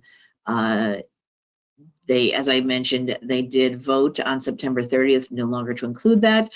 And then on October 1st, the federal government shut down. So no changes were able to be made to this form. I do not know if they will be able to make changes now to it or not. But just so you know, you cannot actually receive E-rate for hotspots anymore. Just a reminder. But we're going to do our basic monthly internet. And then you can do either your regular transmission service, or they have a thing here for data plans or wireless adapters, air cards. This is for like if you have internet on your bookmobile, that is okay. You can have your bookmobile, or so you have an air card that you use there for kind of mobile internet service. But for the basic monthly internet at our library building, we choose the first option. And now this is where it's going to ask us for the specifics of who we are and what we want. There's quantity, how many internet connections do you want to the building, number of entities served, how many locations are you? We're only one location, we only want one internet connection. And then you're going to choose your speed, minimum capacity requested and maximum capacity requested. This is where you want to, I mentioned the 470 is your wish list. You want to have this be whatever you're going to get as your internet speed has to fall between your minimum and maximum choice that you put on this form. So for example, if you put as your maximum 100 megabits per second and your service provider says, actually, we have 1 gig, you won't receive an E-rate discount on it because you didn't make your maximum above that 1 gig. Same thing for minimum. Got to go below what you could possibly be getting. So make sure whatever you're getting currently falls between these two numbers and what you might be looking for. If you think, does somebody have GigNet, 1 gig, is there fiber available that I'm going to be getting way faster? So make it really broad here. So for example, I did 50 megabits per second as minimum and 5 gigabits as maximum. I don't know if anybody's doing 5 gig yet as far as internet speed, but put that there and then you guarantee it'll fall between those two. Don't put just what your current speed is. I've seen some applications where, oh, well, we get 100, so I'm gonna just put 100 megabits for both. That means you can only get an E-rate discount on 100 megabits per second. If you get an offer for something faster and you realize you can afford it, you don't get the E-rate discount. If for some reason it ends up being lower for some reason, you won't get the E-rate discount. So broad, make sure your speeds are going to fit in there. So here I've got my one, I only need 1 internet connection and 1 library. Yes, I would like someone to install it in case I change. And since that RFP I wrote was only for category 2, it gives me the option to add it. I'm not going to. So then we save the request. And now it has started a little table here of what we're asking for. Now we're going to add for adding new fiber connection potentially. Add a new service request. And in this case, looking for dark and lit fiber just to see what's out there. It's always good to cover all your bases. This is data transmission service. And you can do it without internet access, but we want to lease dark fiber strands or possibly lease lit network. This is very similar looking to the one we did before for other types of internet connections, but it has dark fiber and lit fiber in 2 columns. And this one I filled in, same kind of thing. We only do 1 connection for each, minimum for 50 megabits, maximum 5. I did apply the RFP to this, so because in this case my RFP was about getting better internet. Things are in different places here. I am 1 entity and 1 library, and we would like someone to install it, please. Thank you. So then we save that, and now we have a table where we've got our whatever other connection we might have, dark, lit fiber. And now you can see down here at the bottom, also this installment payment plan question has come up. If you need to do, pay over time for some major installation project, you would do that. In this case, it's just for the monthly internet is all I'm asking about here, and I would say no. So that was our category 2 basic ones. Now, if we save and continue, now because I said I was doing the same 470 for both category 1 and category 2, it now goes on and says, now we're asking you for your category 2 requests. If I only wanted to use this form for category 1, it wouldn't do this. It would skip to the next technical contact, the next step in the form. So similar to category 1, we're going to add a new service request by clicking on the blue button. You can do your equipment, the basic maintenance on that equipment. Remember I said ongoing services, and you can run your own broadband, your own internet service if you want to. We're not doing that. So we're going to start with the basic. We're looking for some equipment. And in this case, you just get 1 choice, 1 thing you have to choose, because now it gives you a full function pull-down menu of all the different types of equipment you could possibly ask for. So cabling, firewalls, racks, routers, switches, wireless access points, etc. So if we want multiple different types of equipment, we're going to go through this process multiple times. Once for cabling, once for routers, once for switches. So you're going to go back into this over and over again if you're doing multiple types of equipment in the same year on the same form. For this one, I just chose cabling, and depending on what you're asking for, it's going to ask for other clarifying questions. So for example, in cabling, it's got a quantity option here, and it says it's in feet. How many feet of cable do I need? Depending on what the item is you're asking for, there might be different questions. So I did 1,000 feet. I don't know if that's a good number or not. I just pick it up off the top of my head. You have a manufacturer option over here. You do not have to specify a manufacturer if you don't want to. If you don't know anything about who's a good cable company, cabling company or who's a good model for switches. You don't have to. You can let the service providers reach out to you, tell you, here's what we offer. But you'll notice anytime you do here on manufacturer, it does say whatever the name is or equivalent. And this is important because even though you say, I prefer this manufacturer, your service provider might say, well, we use this one, or something has changed and that model is no longer available, so we had to switch to this one. And you want to make sure no matter what model they use, you get the E-rate discount.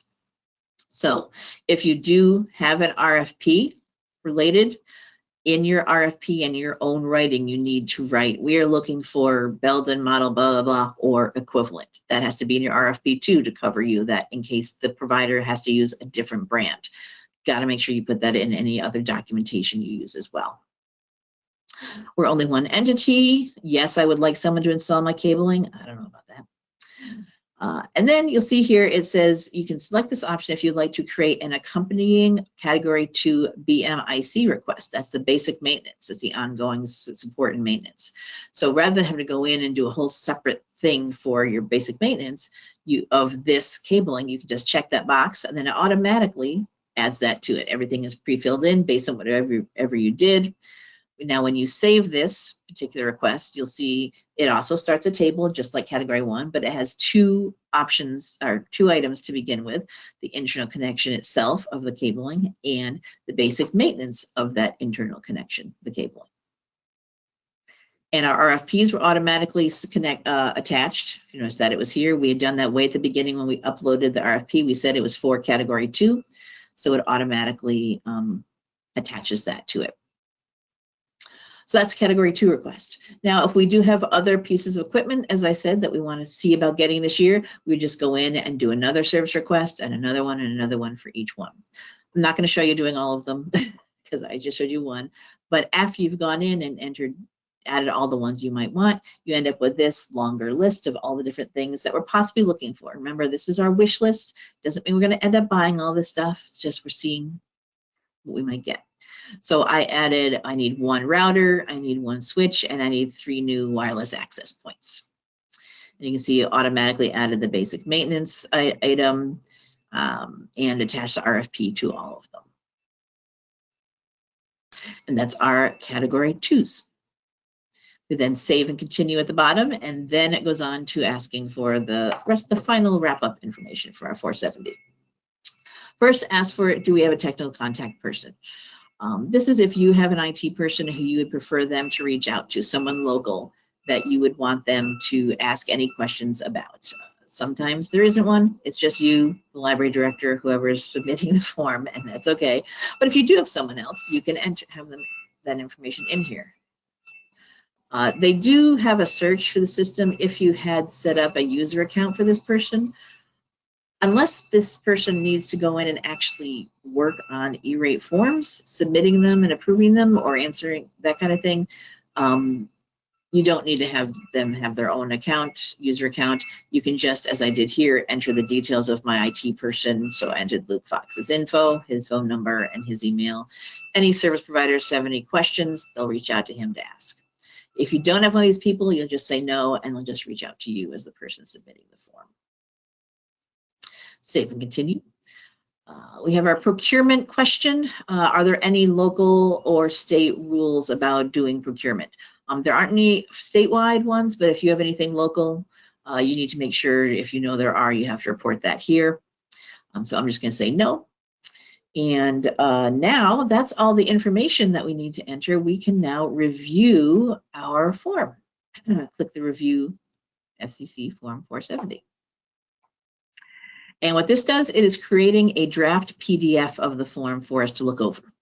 So it just says when it's ready, it's going to appear up in your tasks. Now this can take 60 seconds, 90 seconds, literally to happen. So just wait, go to your tasks, keep checking, and eventually there will be an option, rather than creating a form, certifying the form.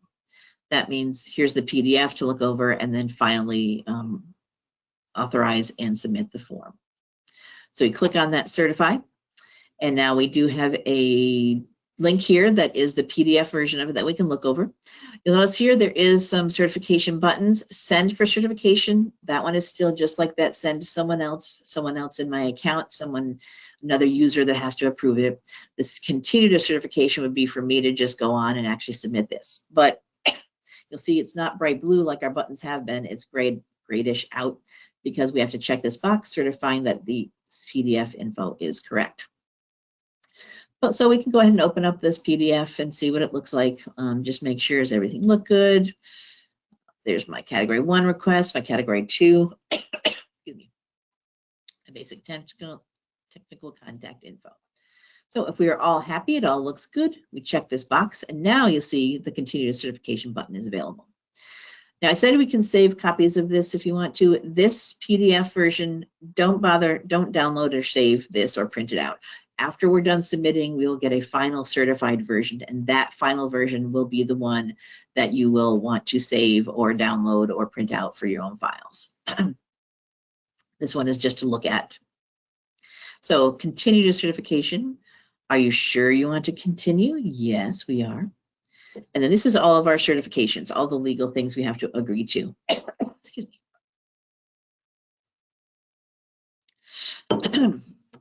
And you'll notice here there are a bunch of little boxes that need to be checked off, and the button on the lower right, again, not bright blue, can't click to certify until we check all these boxes. So this is all the legal rules and assertions you must make to participate in E-rate. So things like, so I'm going to zoom in here. I am allowed to submit this form. I'm an eligible entity. I promise to follow all the rules, et cetera, et cetera. So please do read through all of this and then check all the boxes. Once you have them all checked, then the button at the bottom to certify will go bright blue, and you'll be able to click on it. And it will say, are you sure you want to submit? Yes, I am. And it's submitted. Yay. And that is your 470 done. Now, I did say we can get the PDF version of this to save for our own files. So if we go back to our landing page, anywhere where you're on the system, if you see this blue boxes logo where it says Universal Service Administrative Company, you can click on that and it will always pop you back to your landing page from wherever you are. So if we go to the very bottom of the page to the FCC forms and post-commitment requests, zoom into that, we can look up our forms and this is where we can now get the PDF, the final certified version to save for our own records. Now, USAC does say everything in this system will always be saved for you for those required 10 years, and that's great. But technology breaks, internet might be down, you might not be able to get to something when you want to. Good idea to have your own backup copies just in case. So, as I said, you can just open up this PDF, download it, save it to your computer.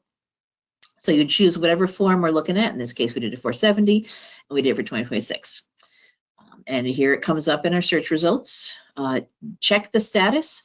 Sometimes it does take a few minutes for the status to go from incomplete to certified. It's still kind of processing through their system. So if the status, you know you submitted it, but the status still says incomplete, just wait a few minutes and run the search again. And when it comes up as certified, then you can click on the nickname link over here, and that will open up your form in the HTML version on the web, in the account here. So you can see there's everything we did. But at the very top, there's a generated documents link. That will get you the pretty PDF that you can download and either print out or just download and save. You click original version, and then you'll see it's very similar to the previous one, but if I'm just going to pop down to the very bottom page, it does have a certified timestamp with a date and time of when we actually submitted the form. So this is the final version of it that you would want to download, save, print out, whatever you like to do for keeping your own copies of your E-rate forms. After you submit the 470, you will receive a receipt notification. This goes into your news feed. Just get everything that you submitted. You can make some minor changes if you need to.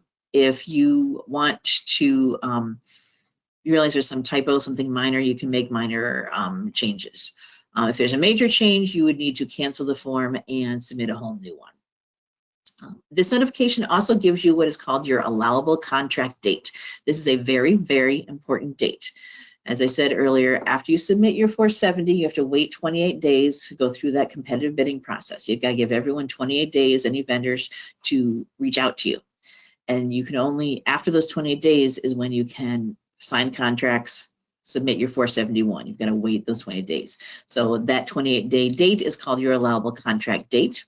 And that is on your notification. If you go into the news section of this particular form or into your news, you will see the 470 has been received. The allowable contract date is whatever. So in this case, I have to wait until after December 5th for this one I did earlier to make a decision if I need to sign a new contract, submit my 471, the second form in the process. Very important. Do not do anything before that date. You will get knocked out of doing E-rate if you jump ahead of that date. You've got to wait the 28 days. So you do your 470, you sit back and wait until those 28 days passes. Now, if you did realize, oops, made major mistakes, I can't make these minor changes, I need to cancel this 470, I want to do a whole brand new one, no problem. You go into the form, you click related actions, and then there is a cancel this FCC form 470 option. Excuse me. Click there. They do want a reason why. What did you do wrong? You can say I made a mistake, or this, in this case, I said it's a duplicate. I submitted the same form twice and didn't realize it. Whatever your reason is, you put it in there. Cancel. Yes, I do want to cancel. And now when we go back and do our search and see what 470s do we have, like I had that beginning one, you'll see that that particular one is marked as canceled. This one will not process through. Service providers will not be able to look at it to try and offer you any services. Only the certified one is the one that would be the one they can look at, and that's when you've put in your correct information.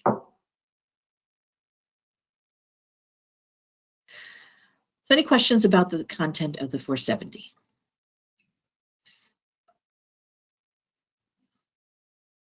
All right. After you submit your 470, you go into the competitive bidding process. Competitive bidding is the formal process where service providers reach out to you and offer you their services and tell you what it's going to cost, and you evaluate that and decide who you're going to go with. You must allow this process to go for, as I said, at least 28 days from the date you submit your 470. So you must wait. This competitive bidding process time must last at least 28 days minimum. You may get questions. You can answer the questions. You do not have to share your bid evaluation information with a provider, letting them know what how you made your decision. That's not an FCC rule. So if they ask for that, you can say no. Not going to do that. But you will receive documents, they'll bid on your services, and you will compare what they have sent you. You must have, per FCC rules, a fair and open bidding process. You must treat all vendors the same. Vendors cannot help you submit your 470. That can be kind of confusing, because how am I supposed to know what to apply for or what's available? You need to do your own research, look up what's available out there, or just know this is the kind of thing I'm looking for. After they reach out to you, then you can converse with them about, well, what about this, what about that kind of thing. But you have to give everyone the same answers and the same access to you. When you make your choice, the process of making the choice, if you receive multiple quotes, multiple vendors that reach out to you, you're going to need to do a comparison and decide who you're going to go with. FCC rules say you must choose the most cost-effective bid, and to do that, cost must be the primary factor. There could be other things that you care about, and that's great, but cost must be the primary one. The whole point of E-rate is getting internet at a good competitive prices. And a way you can do that is using a bid evaluation matrix. This is just one example. You can do what you want, but this is one way where you can document what was important to you, how you made your decision, how it all worked.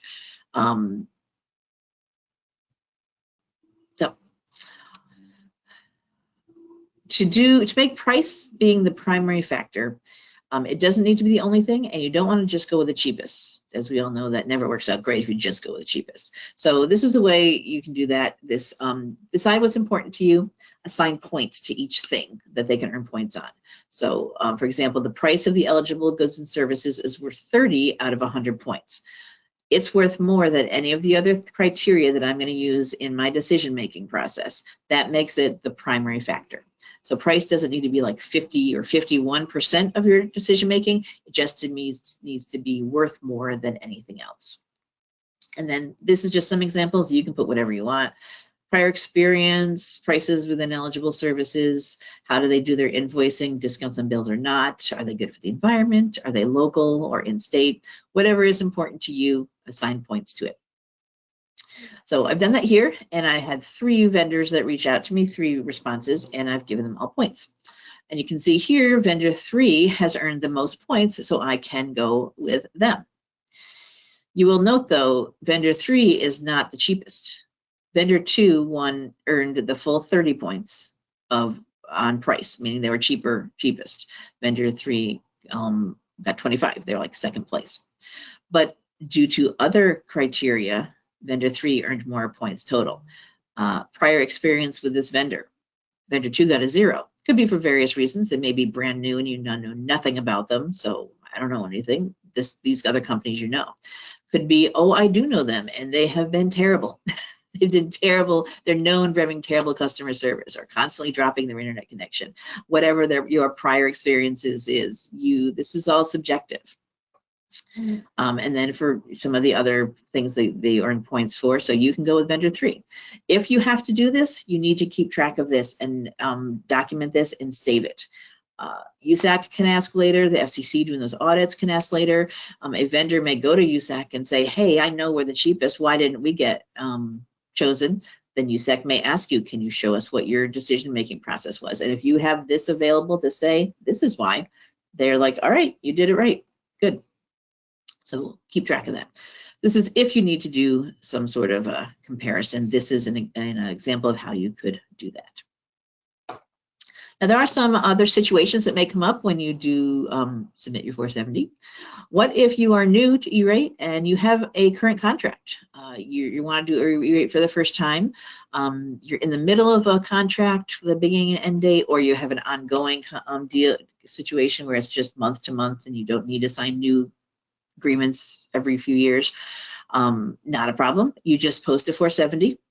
Wait 28 days and then use your current contract as one of your bids and compare it to the other bids you receive.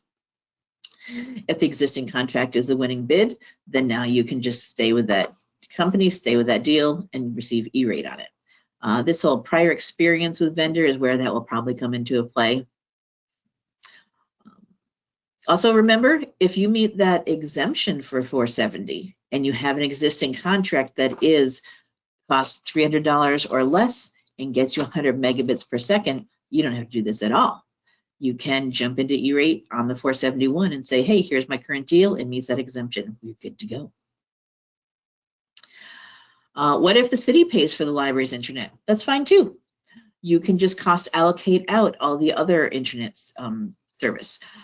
You can only receive E-rate discount on the library's use of the internet. So it's because it's a library applying.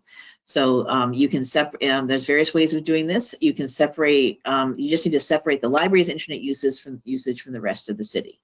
You can do this as an estimate. You can guess, the city pays for everyone's internet. This is how much the library uses. This is what City Hall uses. This is what the fire department uses, whatever. Your provider, your service provider may be able to give you actual statistics, data that shows what percentage is used by which department, which building. And then when you do your E-rate application, you only put in the amount that the library is actually using. What if you have only get one bid or none? That's okay. You don't have to have an actual competition. If you only have one bid, you can just go ahead and accept it, document your decision, just send yourself an email saying, only got one. If you didn't receive any bids, you can now, after those 28 days have passed, reach out and ask for bids. If you knew there was a vendor you wanted to send you a quote, reach out to them and say, hey, I submitted this form. We want to do E-rate, and we'd love to see what you got. Or ask your current provider to send you an email to either submit their own bid if it's something new or different you want, or have them send you an email saying they're going to continue with their current service at the current level and cost, just a confirmation type thing. So after you have reached that allowable contract date, you close your competitive bidding process. Now, there's no button to click to say competitive bidding is closed in the Epic system. There's no way to turn off, stop companies from reaching out to you.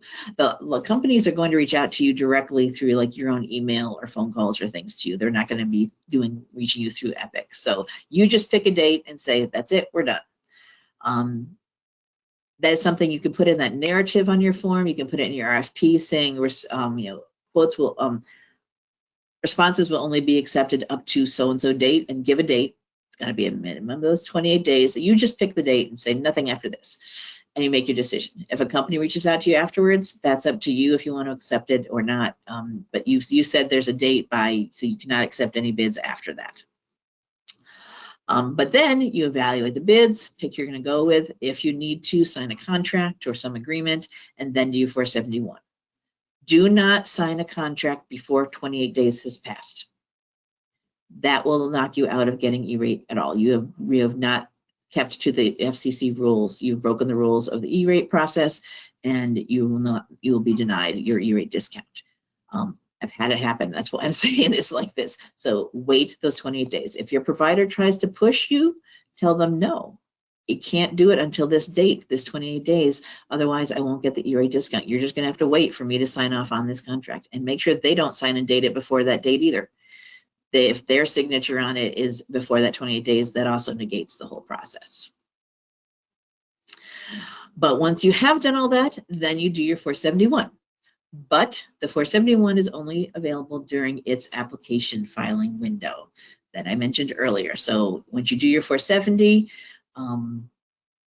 submit it, wait the 28 days, then you wait for the application filing window to open.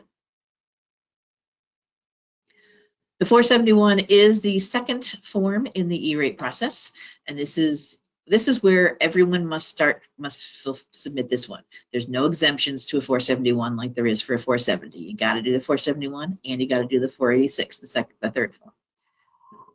This is the 471 is to let USAC know who you've picked, what it's going to cost, whether your discount calculation gets put into that, certify your compliance. If you do a 470, your 470 and your 471 have to match. You can't put something on the 471 that wasn't on your 470 if you submitted a 470. If you didn't submit a 470 because you meet those exemptions, that doesn't apply. But you can't just add something on here and say, oh, wait, I realized we needed a switch. I'm going to put that on there. But if you didn't ask for a switch on your 470, you can't. At this point, yes, you can communicate with your service provider. You're going to need to talk to them about what they're going to offer, what it's going to cost, what we need to do to make this happen, how you want to receive your discount. Is it a discount on bills or paying in full? You, as the applicant, choose how you want the discount to be applied, your desired invoicing. Do you want a discount on bills, or do you want to pay everything in full and get reimbursed after it's over, after the fact? Some providers say, nope, we can't do double discount, sorry. Legally, that's not correct. That is against FCC rules. FCC rules says it's your decision. If you have a provider that's telling you they won't do what you want, let me know, and we will work with getting USAC or the FCC to have a conversation with them about that. So you file the Form 471 after the 28 days have passed, after you have signed some agreement, if necessary, and during that application filing window. The application filing window for the 471 is usually January through March. It has not been announced yet. The dates, so the specific dates change every year. We are waiting to hear what the 2026 ones dates will be. They usually announce them during, USAC has a monthly news brief that they send out. I recommend signing up for that. And in the December news brief, they usually announce the dates. So in December, the news brief will say what is the application filing window, and then that will also tell us what is the the administrative window closing, that one where you can make changes, because they usually do that about a week before, they close that window about a week before the filing window for the 471 opens. So you'll know what that deadline is. Generally, so the application and filing window, no, the administrative window will be sometime in January, it will close, and then this one will open. I'd say just look at your account now and don't worry about when the administrative window is going to close and lock you out. Just do it now. There's no reason to wait. So the filing window falls usually from mid-January to mid-March. So there's a deadline from when you need to have your 471 in by, and that's usually mid-late March because it opens mid-late January. Oh, we have a question. What is the deadline for the form 470, the first form? Good question, good question. And we don't know yet, but that's okay. The form 470 deadline actually is based on the filing window. Because the 470 has to be out at least 28 days before you can do the 471. We take whatever is the end date of the filing window in March and go back 28 days. That is the deadline to submit the 470. That's the latest you could possibly submit a 470, still wait 28 days, and then submit the 471 on the last date of the filing window. So that would be your deadline for the 470. The 470 deadline is going to usually be sometime in February, because usually the filing window closes in March, go back 28 days, that falls sometime in February. Specific dates to be announced. But don't wait till the end. You can do the 470 right now, and then you just wait. It's okay, just get it in there. I know many people just do forget or wait, but the best thing to do is to get it in right when you're ready to get it in there. But so there will be a deadline announced. So when this December news brief comes out, I will send out emails on our mailing list, put it on the E-Rate website and our blog, announcing these specific dates that have now been announced. So we'll know our filing window, which will then give us what our deadline is for the 470. Good question, good thing to ask. But it will be, 470 will be sometime in February, 471 sometime in March. What is great about the system, there are some quirky things, but some good things, is when you have reached that allowable contract date, that 28 days, the system will proactively send you an email to your email account. This isn't, you have to log into Epic and look and find what this notification is. It will proactively send you an email letting you know that you have reached the allowable contract date and you can now close your committed bidding process and submit your 470 if you're in the filing window, whatever. So you will get a nudge letting you know when you've reached this. It also does go into your news items as well.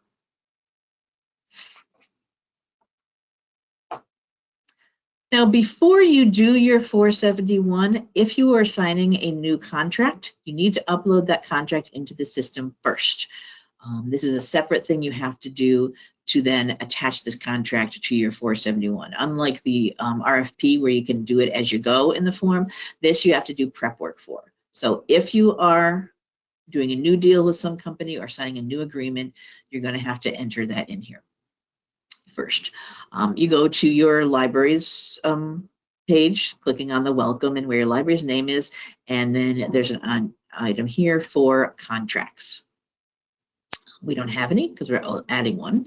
So we manage contracts, click the button in the upper right, and we're going to add a new contract using the blue button in the bottom here. Give it a nickname. It does want a nickname, something that identifies it for you, especially if it's going to be something you're going to be doing regularly. In this case, in this example, I did internet covering 2025 through 2028. Save and continue. And then it asks, would you like to upload a copy of your contract? Of course we would, that's the whole point. You say yes, and then it gives you the option, the ability to upload or click and drag your contract into this record. You can describe it here if you want to, but generally in the contract itself, it should have everything that's needed. Not required. Save and continue.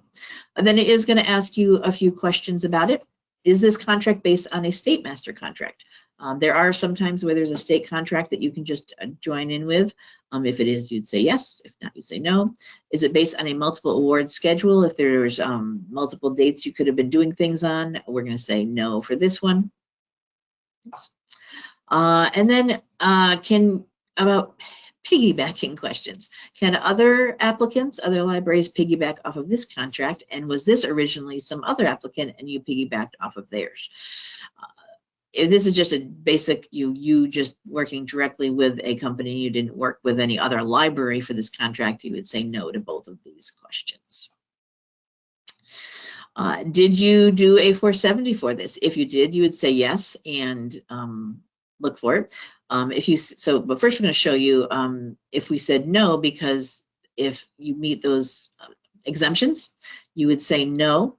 And you would say how many bids were received. There'd generally be one because you know the company that had it, or if you had multiple ones, but they all met that criteria, that's fine. And it will automatically say this is for a commercially available business class internet service exempt from the 470 posting requirement, that caveat. So if you do meet that exemption, you would say no, we did not. If you didn't do this based on that exemption and you did submit a 470, you would say yes. How many bids were received, you let them know. They have a question if it was done before 2016. Eventually they should have to get rid of that, but you would say no. And then you would search for your 470s. By default, your build entity number will already be filled in here, so you just need to click the search button to get all the 470s that you've submitted.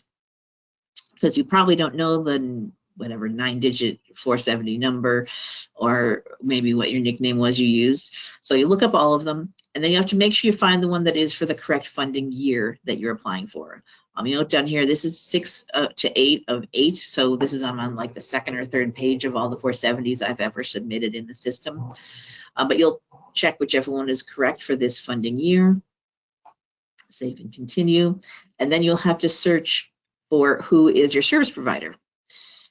You can put in an account number if you want to, not required. It's probably on the contract. Service providers are given service providers ID numbers. This is similar to the build entity number for you as a library.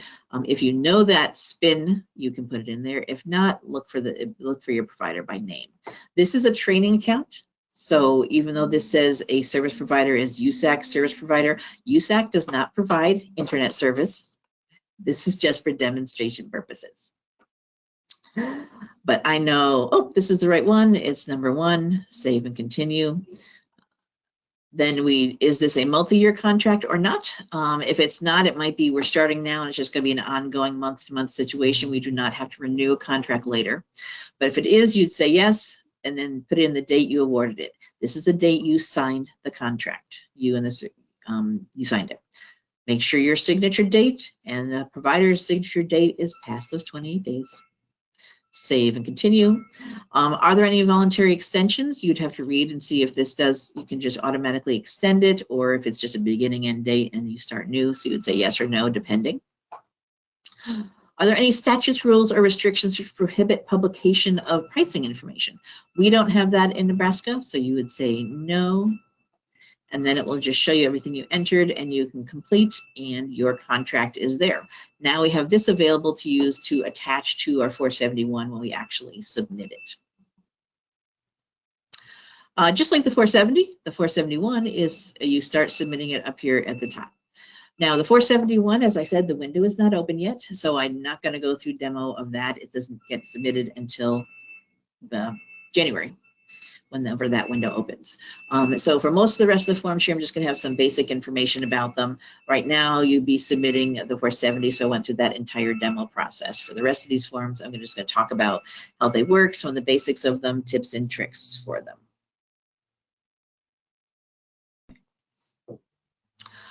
So for the 471, there is it is a two-step process, and this can get a little confusing to some people. That you have to create the service you're applying for, and then you've got to go into that item that you've created and enter the info. It's the most complex form out of all of them. So first you will create the service funding request, and then you have to go into that funding request to add what they call line items where you say, this is how much it costs, this is the specific things that we're getting. One tip for this is, if you haven't entered any monetary amount yet, like a dollar amount, it's going to start throwing out errors and say you're missing something, and that's why, because you haven't done that line item and put in how much it costs. If you are doing both Category 1 and Category 2 in the same year, you do need to submit separate 471s for Category 1 and Category 2. This is not like 470 where they can both be on the same form. This is because Category 1 and Category 2 are both calculated differently. You know, Category 1 is just whatever it costs, take off that percentage. Category 2 uses your budget amount to subtract from. So because of how the math is done behind the scenes in the system, you have to do this, the form has to work differently. So you have to do a 471 for all of your Category 1s and a separate one for your Category 2. That is if you applied for both of them in the same year.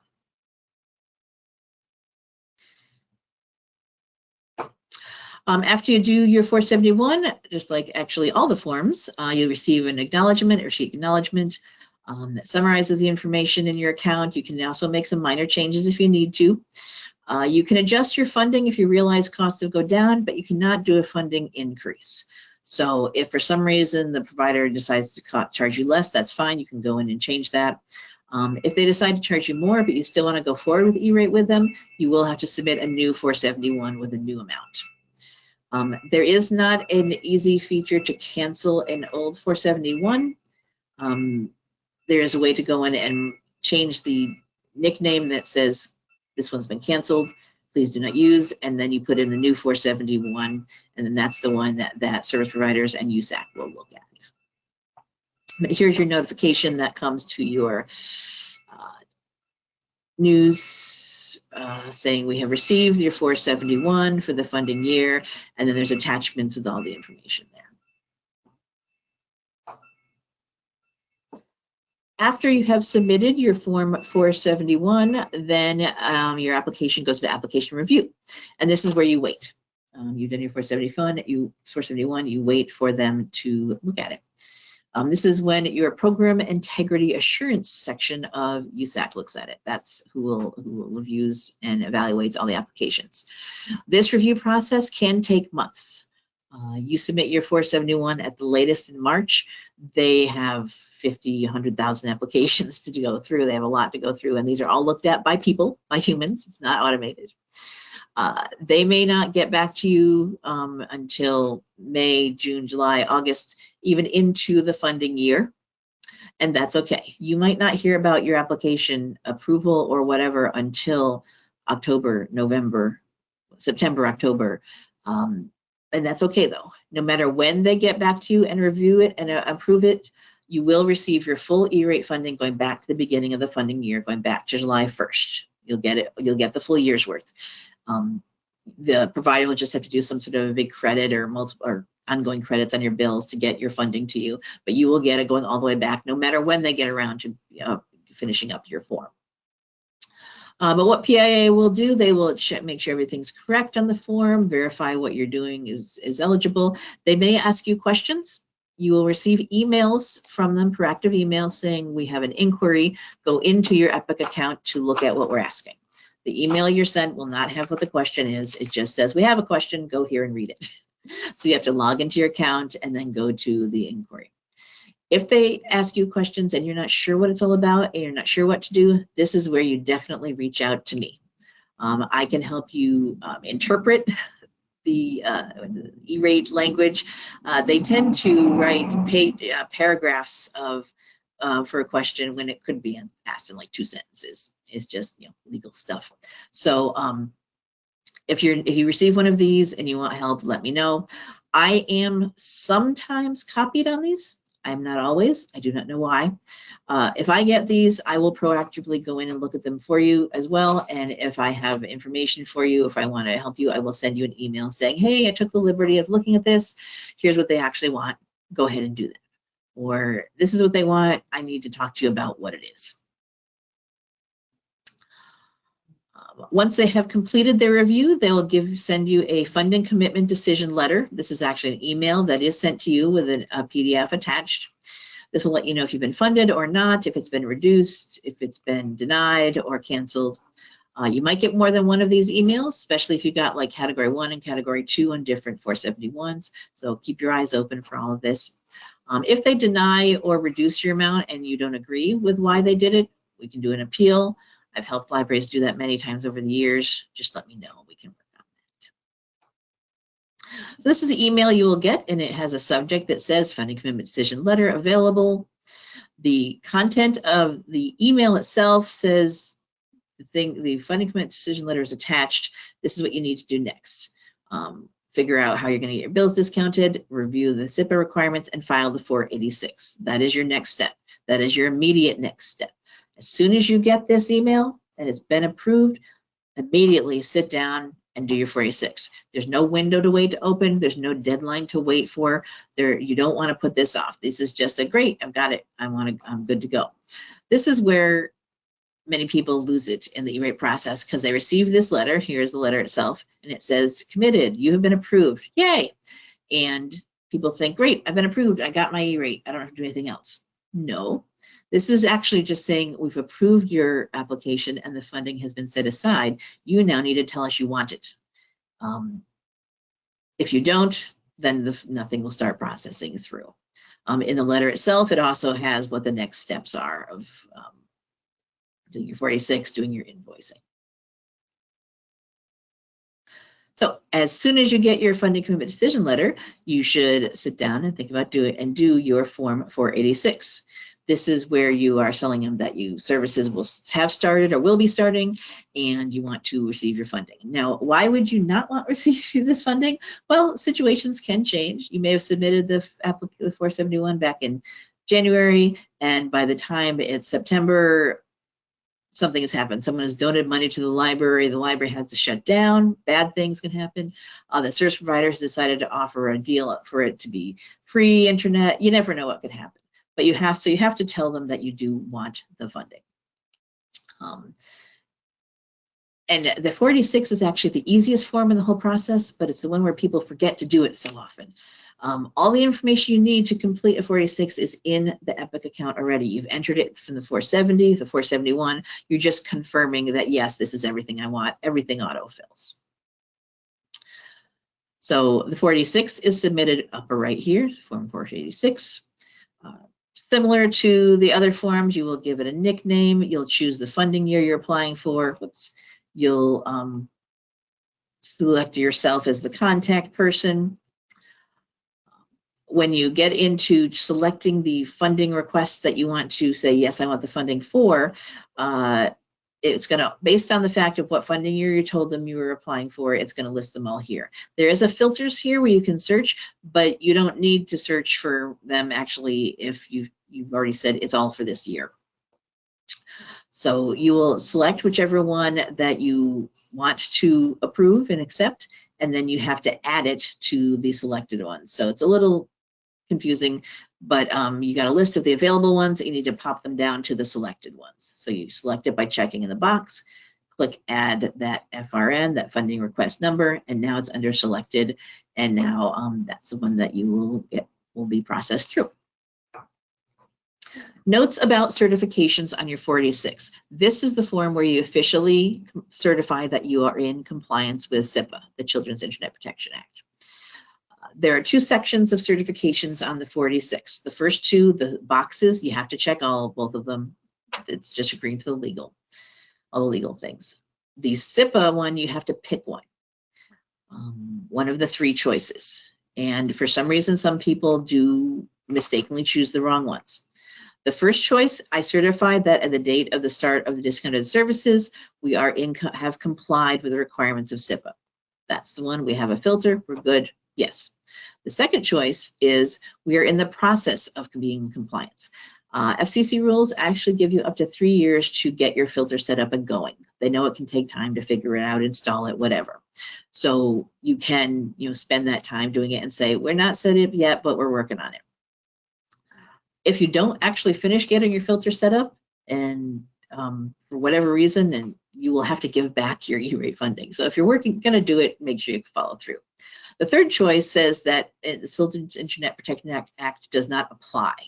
There are some telecommunications type circuits that it's not actually running the internet, it's something separate. For more complex school districts and things, that it wouldn't apply. But for all basic internet service, basic category 2 equipment, you're going to have to be in compliance. So make sure that you select the correct one. If you do not, you will get an email from PIA saying, we have an inquiry, you selected the wrong certification. They will let you fix it, and that's okay. They will let you fix it. It's not like, oh, you made a mistake and you're out of luck. They say, you're getting monthly internet. Did you mean to check, SIPA doesn't apply? Because you have to be in compliance with SIPA. So they will let you fix that, and I can help you do that too. And then you can preview your Form 46. So just a tip about that certification. Make sure you check the right one just to save that little delay. There are deadlines for when you have to submit the 486 by. It is 120 days after your service start date, July 1st, or 120 days after whenever you get your funding commitment decision letter. As I said, your letter can come August, September, October, and that's when your deadline for the 46 starts from. So, but if it is before July 1st, October 29th is the deadline to submit the 486. Now, if you miss this deadline, you're not out completely. You just have your E-rate discount reduced by however long you are delayed. So if you forget to do it by the 29th and you don't submit it until like November 5th, then what E-rate will, what USAC will do, will take that whole amount that you have, divide it by 365, one per day, and then subtract out how many days you were late. So if you're 5 days late, they subtract 5 days and you'll just be out that amount of the funding. So it's not a deal breaker if you miss this deadline, it's just you're gonna have your amount you get reduced. I do pay attention to this. At the beginning of October, I look and see who's done their 46s and who hasn't, and I will proactively send you an email reminding you to do this and that you need to do it. The E-rate system will send you a reminder as well. I send you one too. So I try to make sure you get this done. But there's no reason to wait to the deadline to do this. As soon as you get that funding commitment decision letter, you can immediately sit down, or if you have to wait until the next day, whatever, and do your 46. There's no window, there's no reason to wait. It should be an instant thing. And it does say it in that letter, next step, submit your 46. So you should immediately sit down and do that. When you do submit it, you will get a letter, and your service provider will get a letter letting you know it's been done. And then that will be emailed to you, and it will be in your Epic news account. That lets the service provider know they can start discounting your bills if they're doing the bill discounts. Until you submit the 46, your provider cannot discount your bills. So I get emails sometimes, libraries asking me, I did my E-rate, but the provider's not doing it. It's because you didn't say you accepted the funding with the 46. So you need to do that in order for that to start processing. The last step in the E-rate process is your invoicing, your 474 or your 472. You have, as I said, you have a choice of invoicing, and I'm going to pause a little bit just for a minute here. I realize we were at 12:30 almost when we were supposed to wrap up our workshop, but we did start a little late, and I had a little technical weirdness there in the middle. So we are going to run a little long, officially past our 12:30 time. I want to wrap everything. I will wrap everything up for you. If you need to leave, that's okay. I understand. Everything is being recorded today, so you will be able to watch the remainder of the workshop on the recording. So I apologize for that. So as an applicant, you have a choice of how you want to receive your discounts. If you want to receive a discount on your bills automatically, you tell your service provider that, and they will discount your bills, and they will submit the Form 474, the service provider invoice form, the SPI, to USAC, asking them to reimburse them for the amount they're discounting you. So if this is the way you go, you are done with the E-rate process after the 486. Your service provider does the invoicing form, the 474. However, if you choose to pay your bills in full and then be reimbursed afterwards, you submit the BEAR form, the Billed Entity Applicant Reimbursement Form, the 472. This also has a deadline to why you can submit it by, when you can submit it by, also at the end of October, conveniently. This is 120 days after the last service date. So the 486 was 120 days after the start of the funding year. This is 120 days after the last, so June 30th, or whenever you did your 486, 120 days after that. For this one as well, I also at the beginning of October look and see if anyone needs to do these for the previous year still. This would be looking at your previous, your 2020, right, this October, the 2025 ones.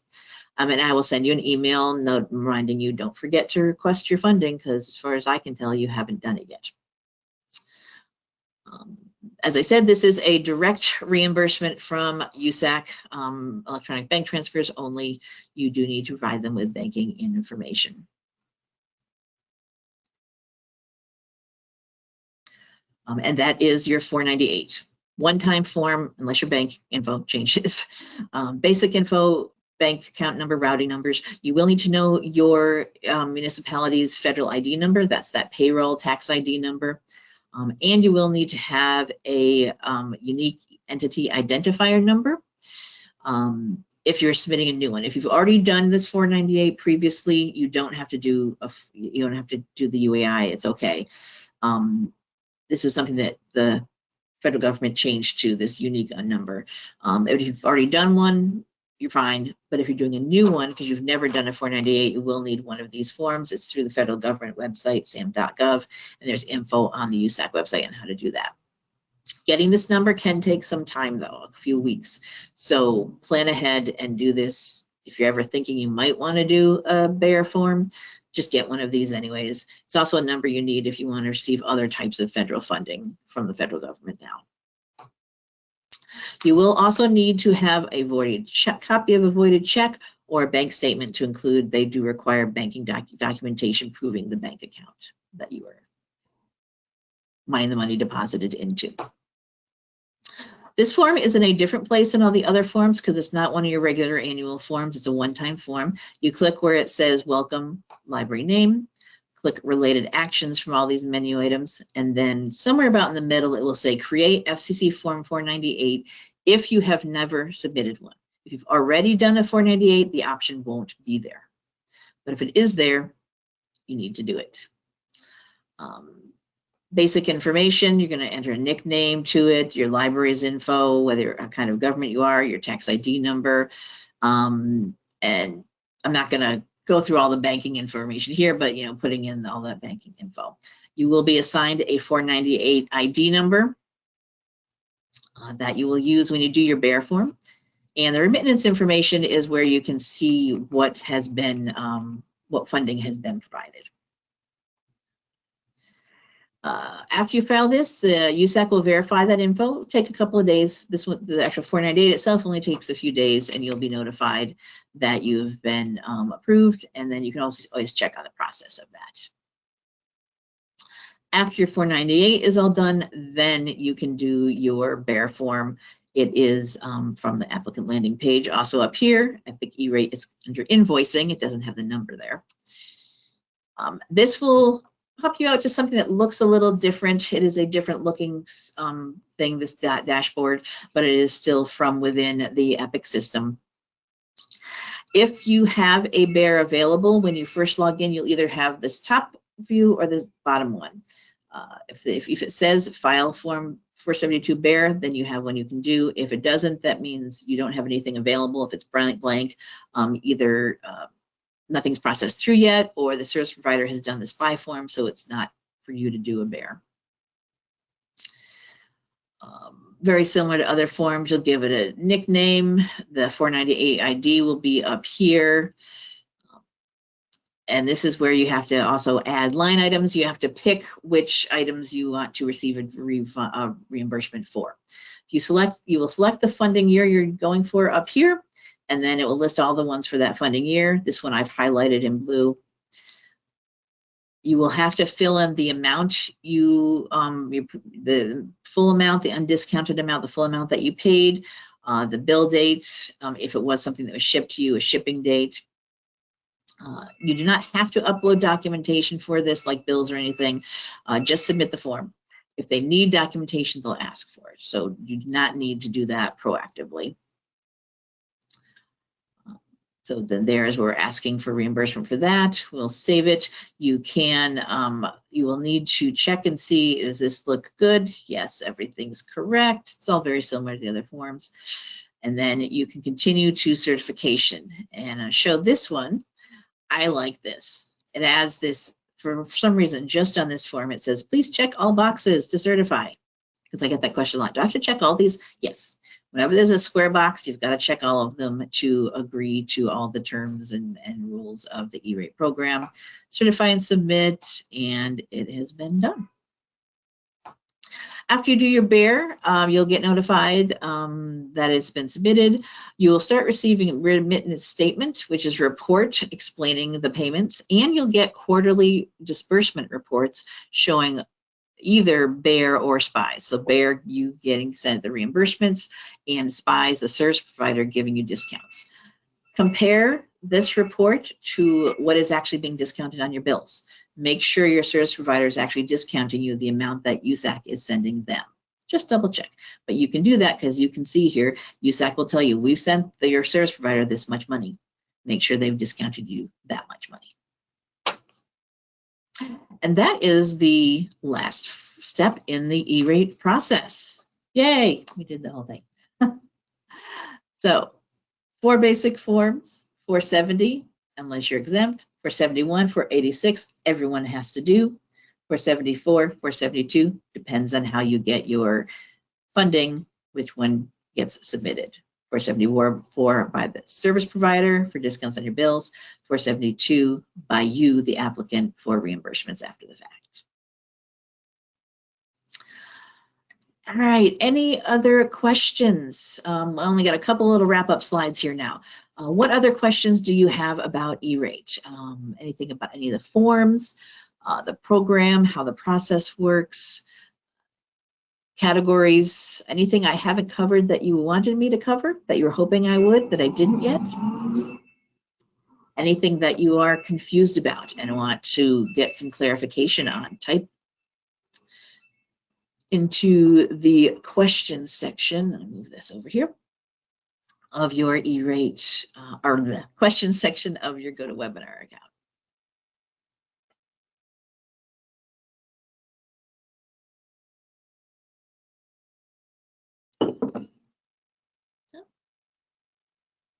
All right, just a little few wrap-up things for more information. Helpful information. As we saw today, I did not demo every single form in the E-rate process. There's just a lot of them out there and don't have time for all of that. But on the USAC Learn website, usac.org/E-rate/learn, they have videos, they have step-by-step tutorials, little like 5 minutes for each form or each step in a form that you can watch. They do live and recorded webinars throughout the fall. This year, unfortunately, because of the government shutdown, they did not do any, except for the very first of their live webinars. All of them were canceled. The FCC has to approve all of their trainings. So none of the live sessions were done this year. I do not know, now that the shutdown is over, if they will be done now, but there are video recordings, tutorials, previous recorded sessions. They do in-person trainings in the early fall. They did them this year in DC and Washington, DC and Denver, if you ever want to attend one of those. They have online user guides. There is an Epic training site where you can practice filing the forms. Many of the screenshots I use in this workshop are for a training site, training accounts that I set up that are just for demonstration purposes. And you can set up one for yourself if you want to, rather than trying to practice and using forms in your real account, you can have your own training account. And like I said, definitely sign up for that news brief. If you're the person who does E-rate, it's only once a month. Tips and tricks about the system, upcoming deadlines, those Form 471 application filing window will be announced next in December. This is E-rate's 800 number. If you're brand new to E-rate, you will need to call them to set up an account. If you are a new director who doesn't have the previous director's contact info, you will need to call them to get access. Once you do have an Epic account, there is a contact us link you can use to send any questions to them. And then that is the URL for our Library Commission E-rate website. I have links to lots of these things on the E-rate website, links to the Department of Education's free and reduced lunch counts, matrices, tips, all the different forms, and all the trainings that I have done are all there off of the our Nebraska Library Commission E-rate website. And there's my contact information. You can call or email me with any questions you have, anything you need help with. I am here. That's what I'm here for, is to make sure that you get your E-rate funding and as hopefully make it as painless as possible. Any last minute desperate questions you all have for me?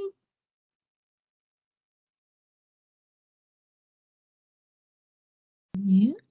All right. That's all right. So do reach out to me as you're working on your forms if you do need any help. I do help libraries. I do screen sharing thing. I'll do a setup GoToWebinar sessions like this where I can see your forms and help you go through them and guide you through the whole thing. We can do that. But that was I am here for. So do reach out to me if you do have any questions, need any help. I am here.